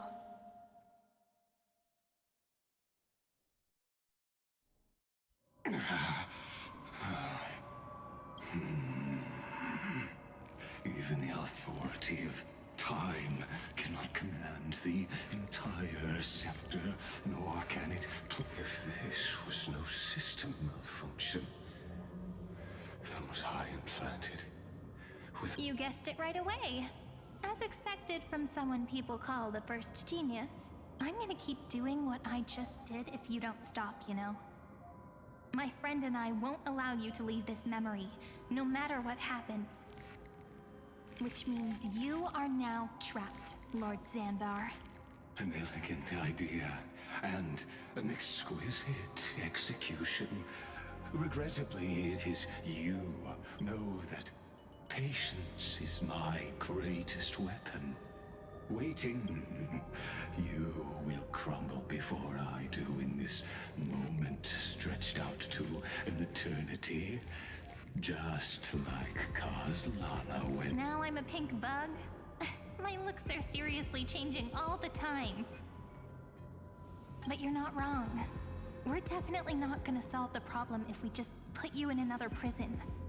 So that's why we never wanted to do that in the first place.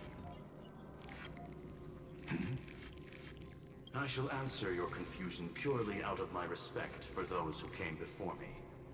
Have you heard of the synesthesia dreamscape in the Asdana system? Interestingly, that place once had a prison too. Life forms living in that environment, abundant with memoria, have a chance to connect their perceptions with each other's. Even across great spatial divides, they're able to detect shifts in one another's states. I call this phenomenon memory zone entanglement. In Asdana, people made use of that phenomenon to build a nation within a dream. After adding in the catalysts of harmony and remembrance, that is. Is that how you walked into my prison cell? Using those same I would much rather call this location our negotiation table, Lord Xandar. Nonetheless, your hypothesis is correct. We happen to have an ally skilled in tuning, while the Trailblazer and Miss Cyrene both have an astonishing amount of resolve, which I'm sure you can testify to. I am also sure that with the support of such a resolute memo sprite, our conversation can last for a long... I'm the best at listening to stories, you know? I'll leave the exciting clash of the erudition to you two geniuses. A brainstorm? I like it. And it's 2 against 1? Well, I like it even more. Let's talk, Xandar. Take a guess. How much do you reckon we can dig out of your brain before the next second? And how many ways can we find to deal with you? Besides, in your current predicament, there's no way you can take our trump card away. Go, little one. Go. Overturn the Era Nova. Lycurgus disappeared. It seems you had conducted a secret hunt in the depths that even I cannot reach. In that case, go. Swim onward and give this campaign a fitting end. I shall send you off with my song, Greyfry. May this song penetrate time and become the prelude to the new world.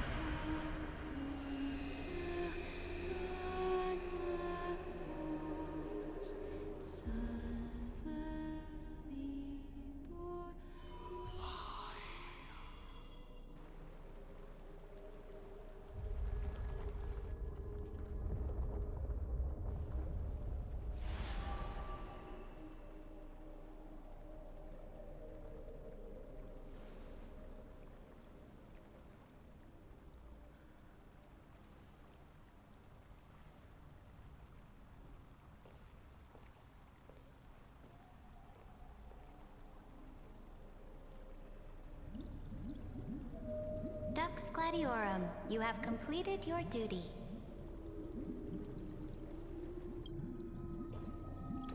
A new dawn is about to rise. Why not swim towards it?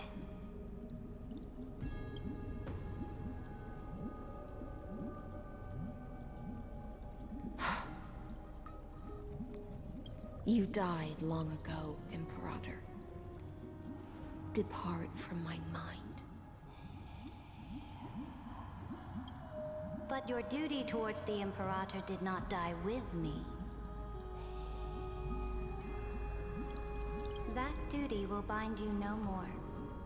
You will be able to hold for yourself one grandiose feast after another in the endless days to come.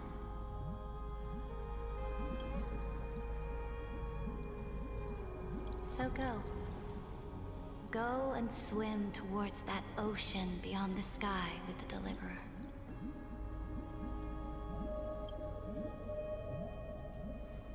Is this? A page out of that sidekick's book.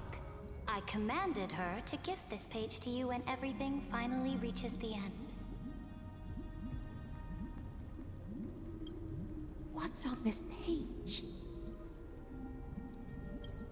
Memories. Lifelike memories. That sidekick found me after the bloody feast 1,000 years ago and showed me her diary. I saw within that notebook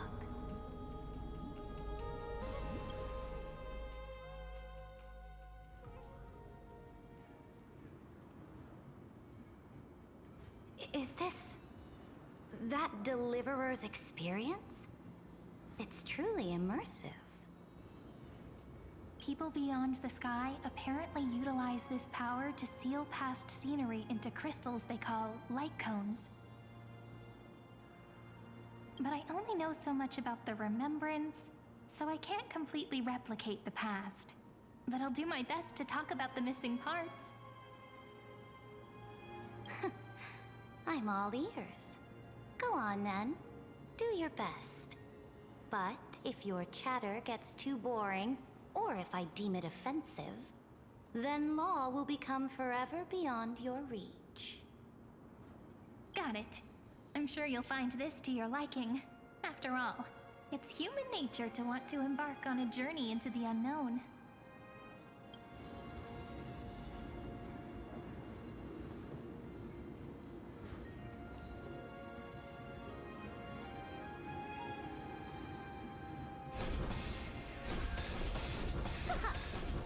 A direct offensive, or crush them from the flanks.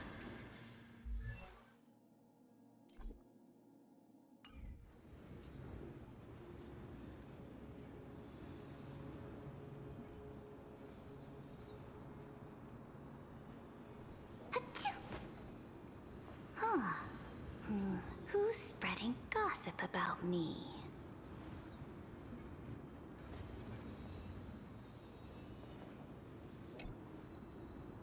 What brightly colored annals. The journey of the Deliverer's conquest. Let me partake in it.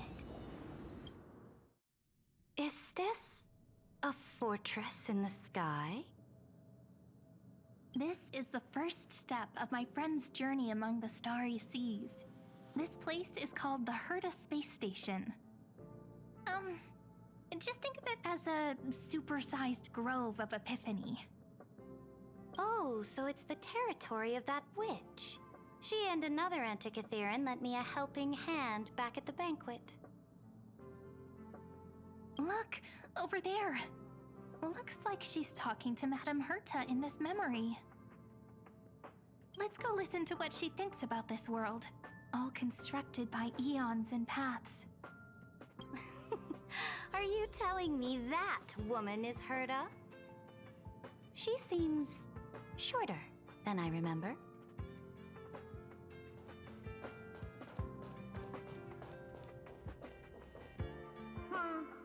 Pretty nice space station, huh?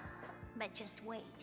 After a couple more stops on the Astral Express, you'll see sights that'll make this place look ordinary.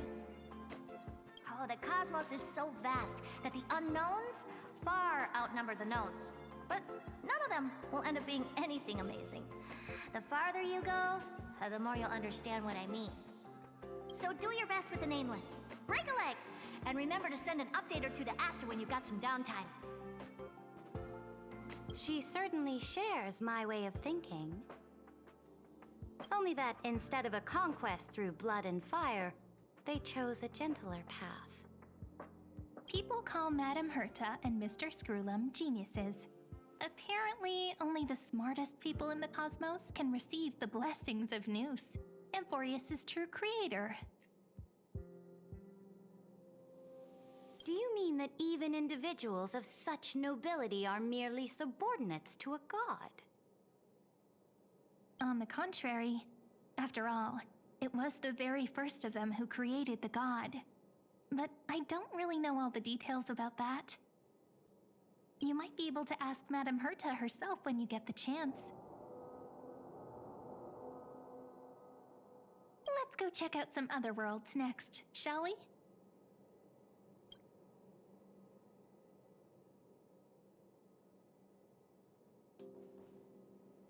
This next stop on the journey has a lot of similarities to Amphorius.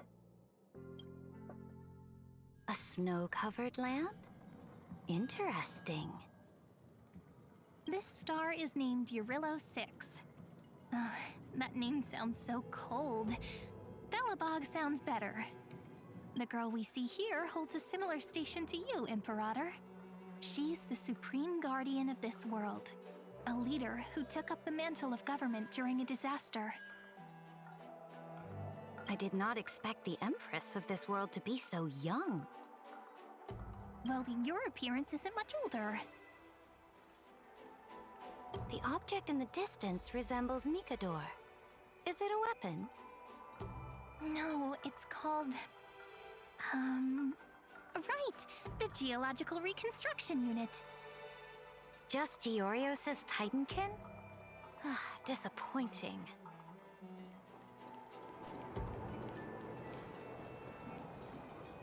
It's all thanks to you that we survived the crisis. The collaboration with the IPC is both an opportunity and a challenge. Nonetheless, it's an important step in our journey back into the universe. This world was sealed beneath its sky just like Amphorius was, and they only managed to reconnect with the stars when the Nameless arrived. That IPC she spoke of, is it a more powerful organization? Yes, the IPC conquered many worlds through trade, and opened up a vast territory that way. There are many such powerful alliances beyond Amphorius, and they all walk on roads different from the destruction. Coming back to the Supreme Guardian and her Belobog, didn't they find a peaceful way to enter the interstellar community? That cannot be true. That IPC would never have grown so big on trade alone. It may pretend to be a wealthy merchant with clean hands, but I am willing to bet that it grew fat on gory oppression and bloodshed. Its path of conquest must have had no mercy for the weak and would have destroyed them if needed. Are you telling me that this snowland never thought about tossing its dignity to the wind and kneeling to the IPC? I will not believe it. I will never allow the Imperator's empire to be sullied by others.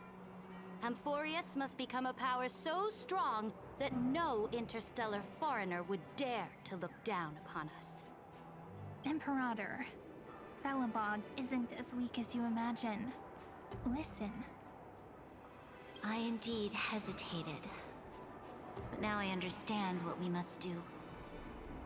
Belobog must learn how to walk on her own, until she no longer needs the support of others, and can stand on her 2 feet among the stars.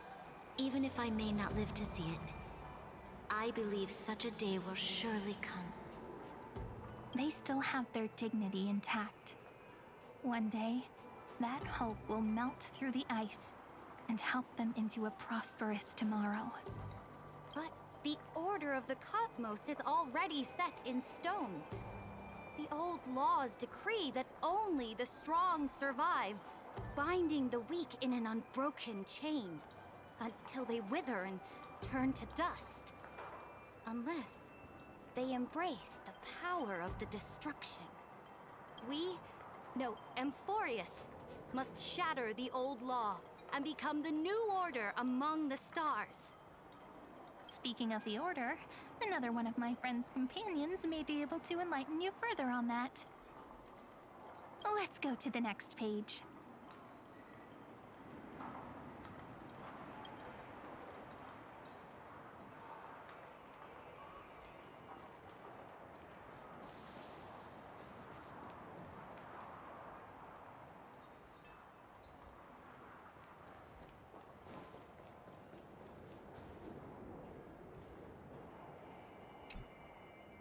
This next world is a nation of dreams. The first time I heard about that place, I didn't even know what to think.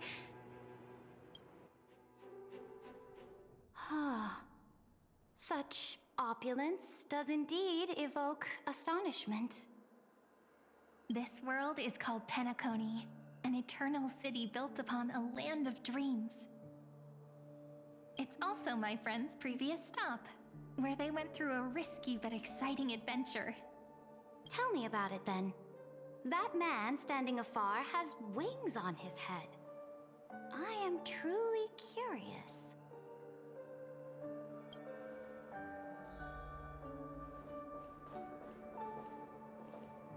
I wish to gaze upon the views of the Reverie Hotel one more time. I'll be just a traveler when I come back here again. And perhaps through a traveler's eyes.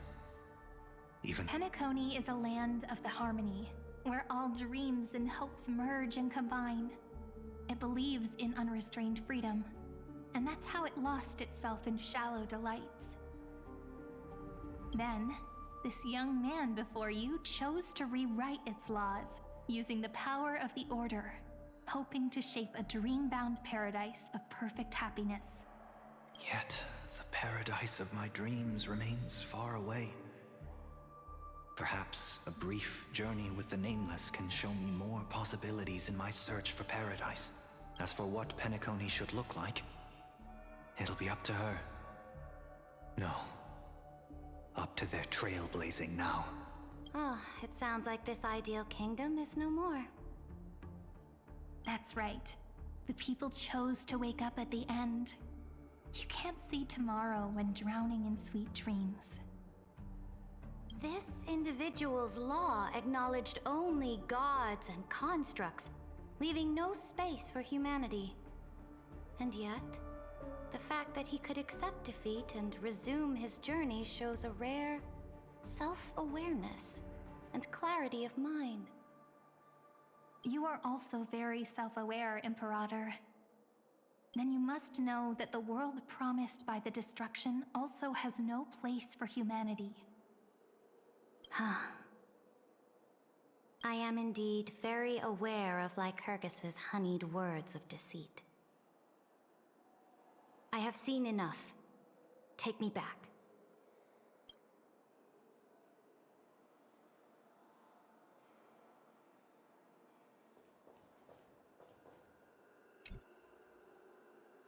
Then let's wrap up this trip down memory lane with one last scene. This absolute wonder. Isn't it pretty? That's our Amphorius. Our world flows and meanders in this endless band of light. Though we were born from the designs of the gods and are not yet truly alive, the Chrysos heirs of Amphorius still chose to stand against fate and carved a legend no different from that of humankind. Will you really renounce the heroes in this world's previous 30 million cycles, Imperator? Including even yourself? Will you bow to brutal destiny and allow that puppet master named the destruction to have their wish? I know what you want to do, sidekick.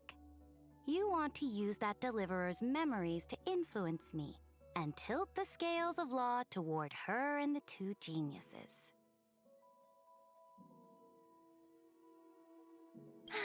You really saw right through me, Imperator. How can one rule an empire if one is incapable of understanding people's minds? I have decided on Law's final destination. However, before I move my next chess piece, before we go on, tell me this, sidekick. Throughout her trailblaze, was there ever a memory of the ocean?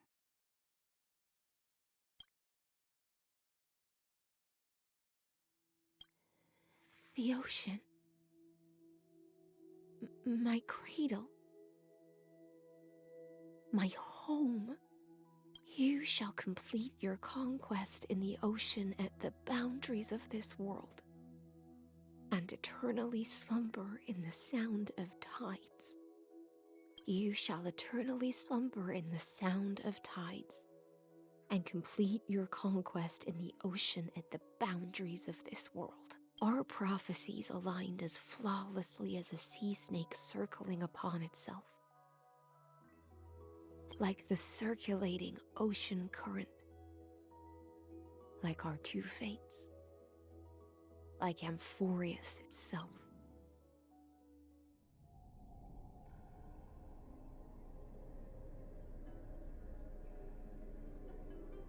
The trial is over. So tell me, who will own the divine authority of law? I won't give it to anyone. What? I am the law. Why should I give my imperial crown to any other? Both the Deliverer and the Theoros came from beyond the sky. They have no right to interfere with the lands I conquered with my own two hands.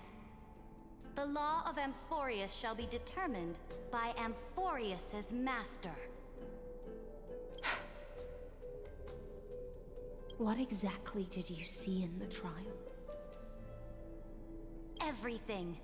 I saw everything regarding the rules of this world's operation. I saw the laws of extrapolation that Theoros spoke of. I saw the ultimate protocol.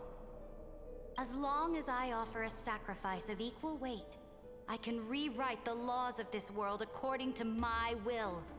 I can turn good into evil, ugliness into beauty, and weakness into strength. Fate gave me a very fair deal.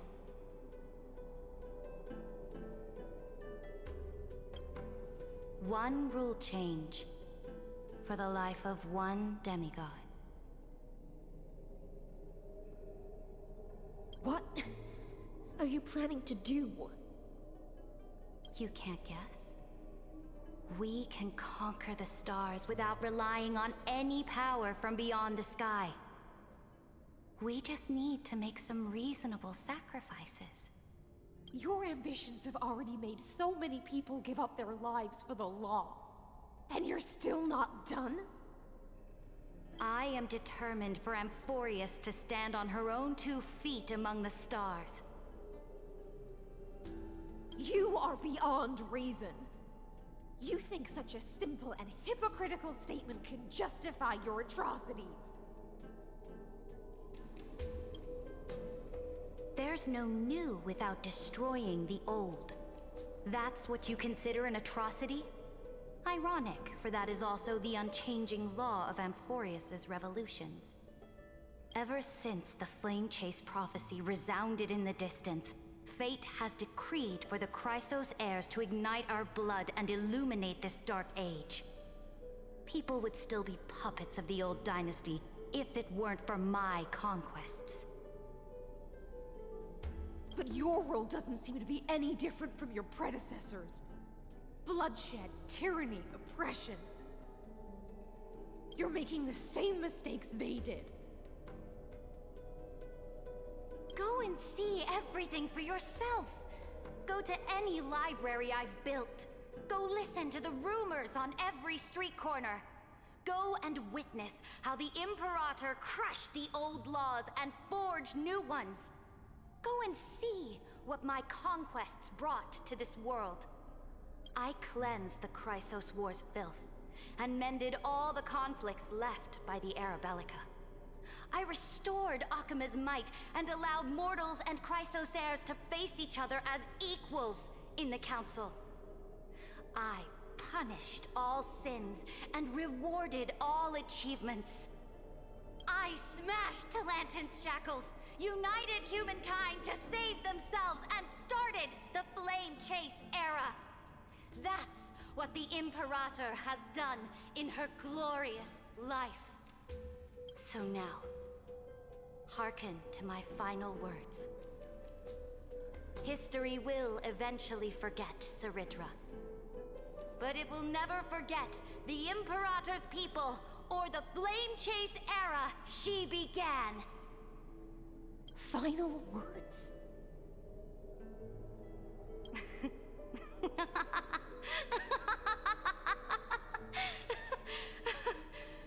Amphorius is about to be destroyed. There's no time left for pointless debates. There is only one law I want to overturn to aid the final battle of deliverance. So I will only offer the life of one demigod.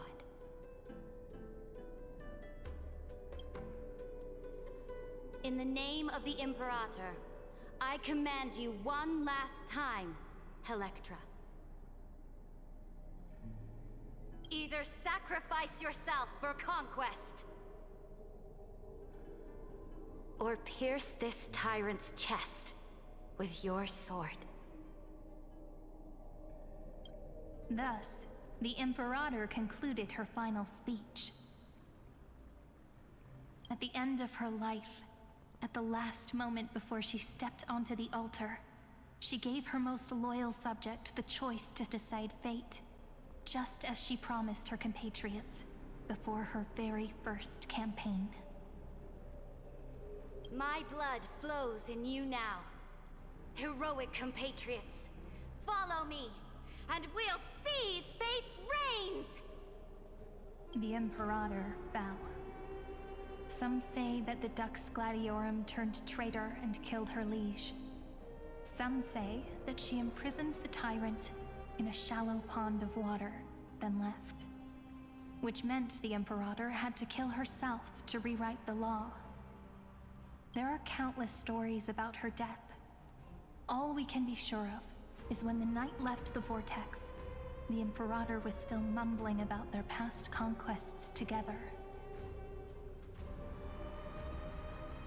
The beginning and the end of her existence. Imperator, wait! How could someone of your status come to the front lines? Let me be the flag bearer! The troops defending the pass to the west of the grove, have they surrendered? They ran as quickly as they could when they heard your name. The Golden Cocoon Pass is now in the First Legion's hands. Good. What about the Delosian militia? The Third Legion set fire to the mountains and flattened everything west of the basin. They just need a few more days. That is enough. We cannot afford to miss an opportunity for victory. They are no more. The Second and Fourth Legions have destroyed them all. Very good. They now have no way out, no reinforcements, and no artillery support. We will be able to liberate the Grove of Epiphany in the blink of an eye. We will launch the final charge 1 quint after the curtain fall hour tomorrow. Remember, as long as the Alliance's flag still flies on my shoulders, you must keep moving forward.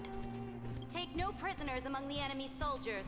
All sages who resist are to be captured and tried according to martial law. And do not destroy any books. Now go! Notify the entire army. Understood! Those who are resolved to die, Reporting in. The mountain dwellers are resisting fiercely, and the legendary Mountain Breaker has personally engaged in battle. Their formations are nigh impenetrable. Then cease our frontal assault. Send scouts to all legions and tell them to retreat into the Tritos Plains before the parting hour. What? Are you planning to surrender? It's a strategic change of plans. The seismic walking dragon is enough for that battlefield. Walking dragon? You mean that stupid beast, Terravox? What can they even do?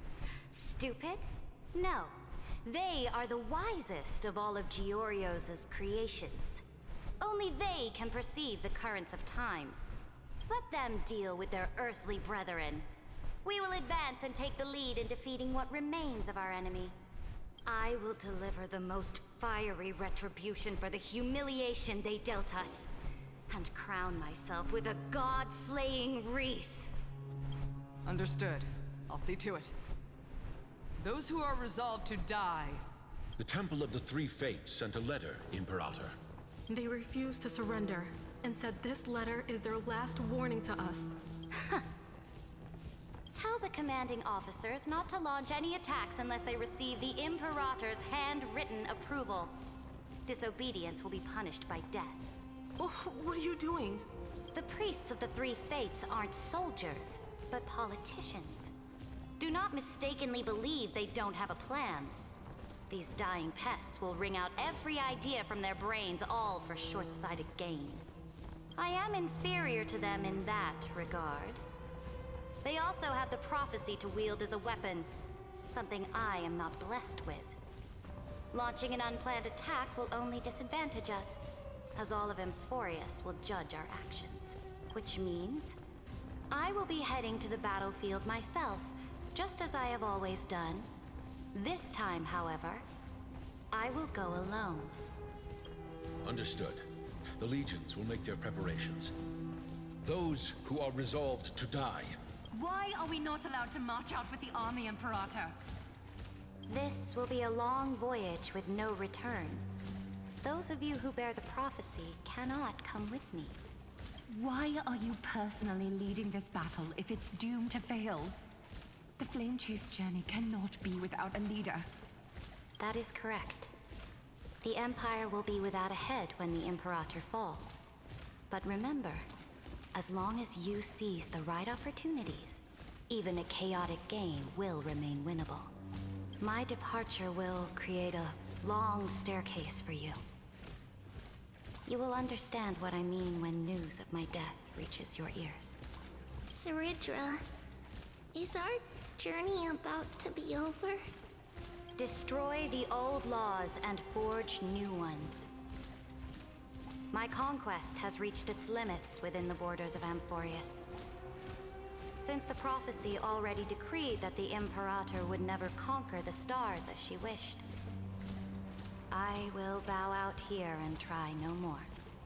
More Chrysos heirs bearing divine authority will be born, and many more heroes will arise. Will they demand peace or war? Will they resist tyranny or become the next Imperator? I do not care.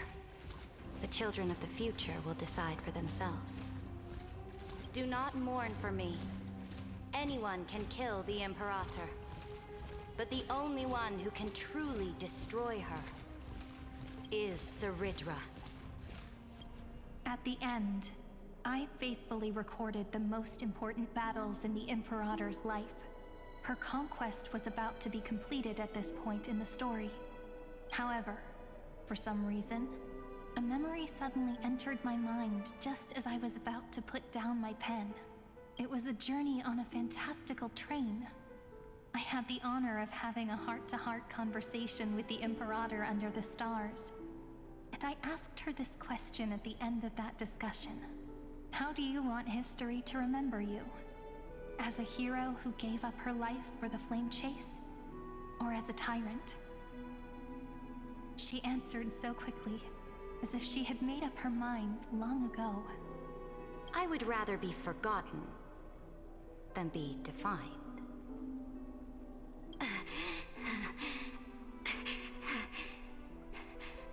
Because the law can be neither eternal nor unchallenged.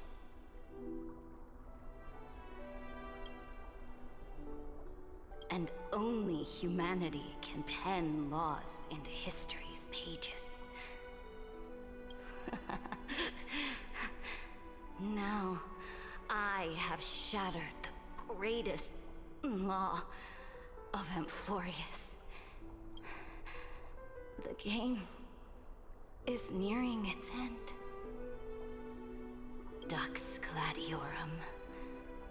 Even though you killed the Imperator in the previous 30 million cycles, this time, you finally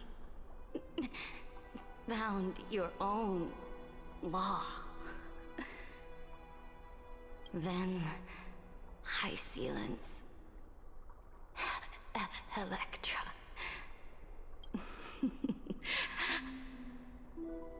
I will ask someone to deliver the prophecy's ocean at the boundaries of this world. Will you choose to swim into that ocean? I do not care. Do not care. The Imperator muttered about her conquests, and news of her death spread in the city. Freedom! Liberty! The tyrant is dead! Go! Shout this news in the streets! My people! My fellow elders! Do not panic. Stand your ground. That usurper has paid for her ambition with her life. People once cheered for my ascension. And now they cheer for my fall. No matter. I am fond of applause. I see the cosmos. The battlefield that I cannot reach. I will return in the next cycle. The stars will hear my legion's war drums. Hear the great name of the Imperator. Hear Amphorius.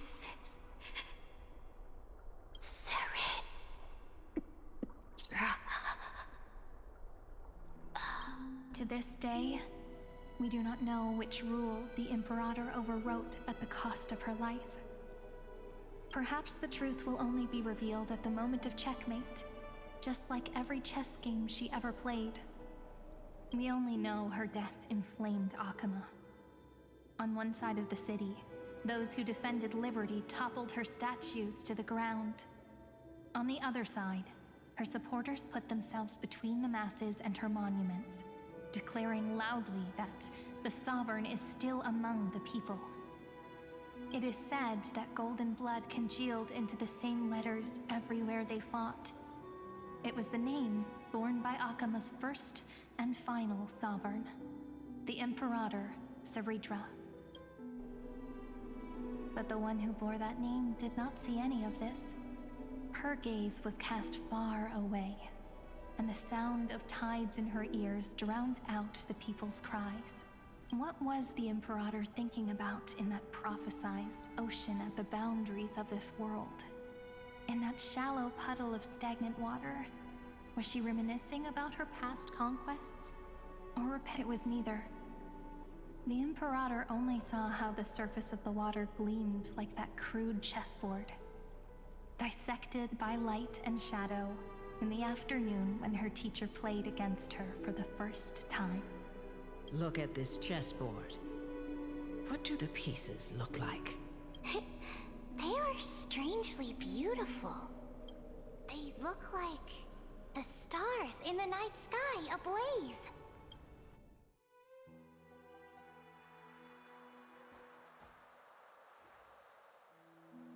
From that page emerged so pure. Not a single trace of corruption. Is this Saritra? Electra, my subject. Ever since you walked out of the tainted ocean and pledged yourself to me, I have seen the abyss in your eyes and the emptiness in your heart. That was why I promised you a new ocean, where the Imperator's ambitions would serve as the currents, and loyalty would be its light. Electra, my subject. You have done your duty as my blade. The prophecy has now made its final decree on the road I intend to walk. My conquest is doomed to never reach the stars. But the Imperator never makes empty promises. So take this memory, this ocean, beyond the sky, as witnessed by the Deliverer. This is the final gift that the Imperator can leave for her subject.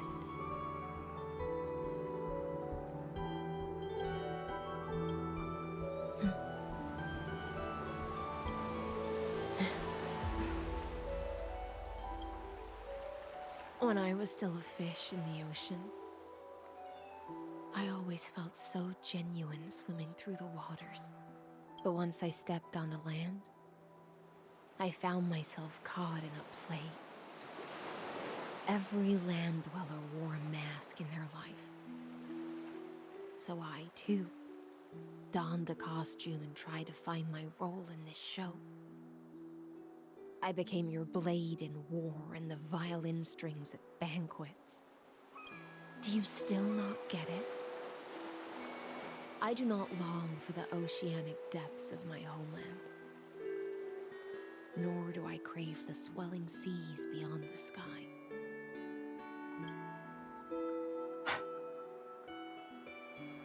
Perhaps even I don't know what I want. I still don't know where I should swim to even at the end. But I know one thing right now. A fish is simply a fish. And she can never leave the ocean she's in. But whether under the ocean or on land, we two prisoners who can never escape this cave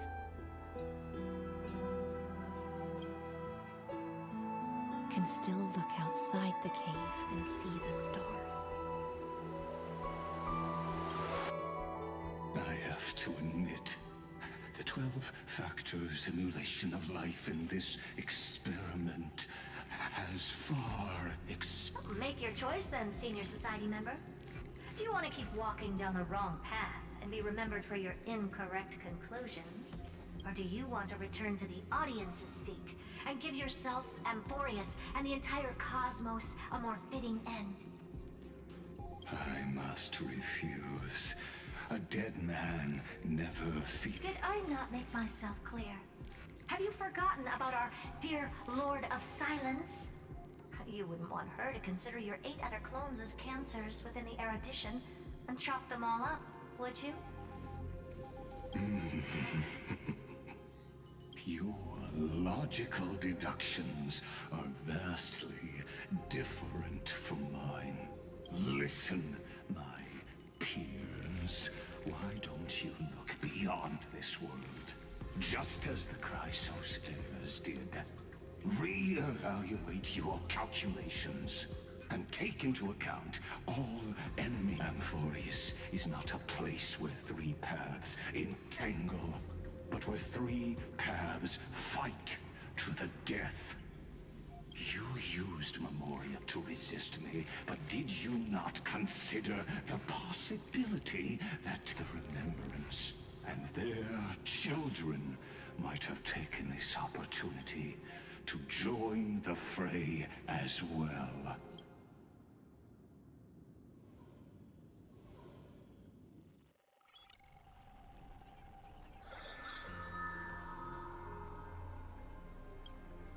Oh, so this isn't just silence. It's the answer. What was the last thing she said to you before you parted the waters at the Scale Gorge waterscape? A tricky question, but one with a simple answer.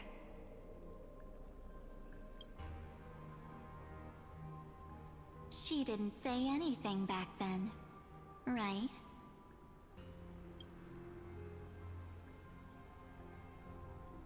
That's correct. And now I'm sure.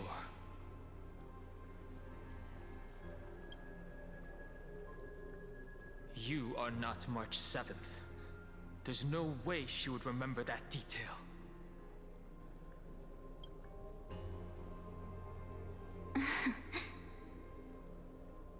I'll only warn you once. Leave her body. Now. How impulsive. That's not like you at all. Why don't you calm down and think about another possibility? I didn't take over March 7th's body.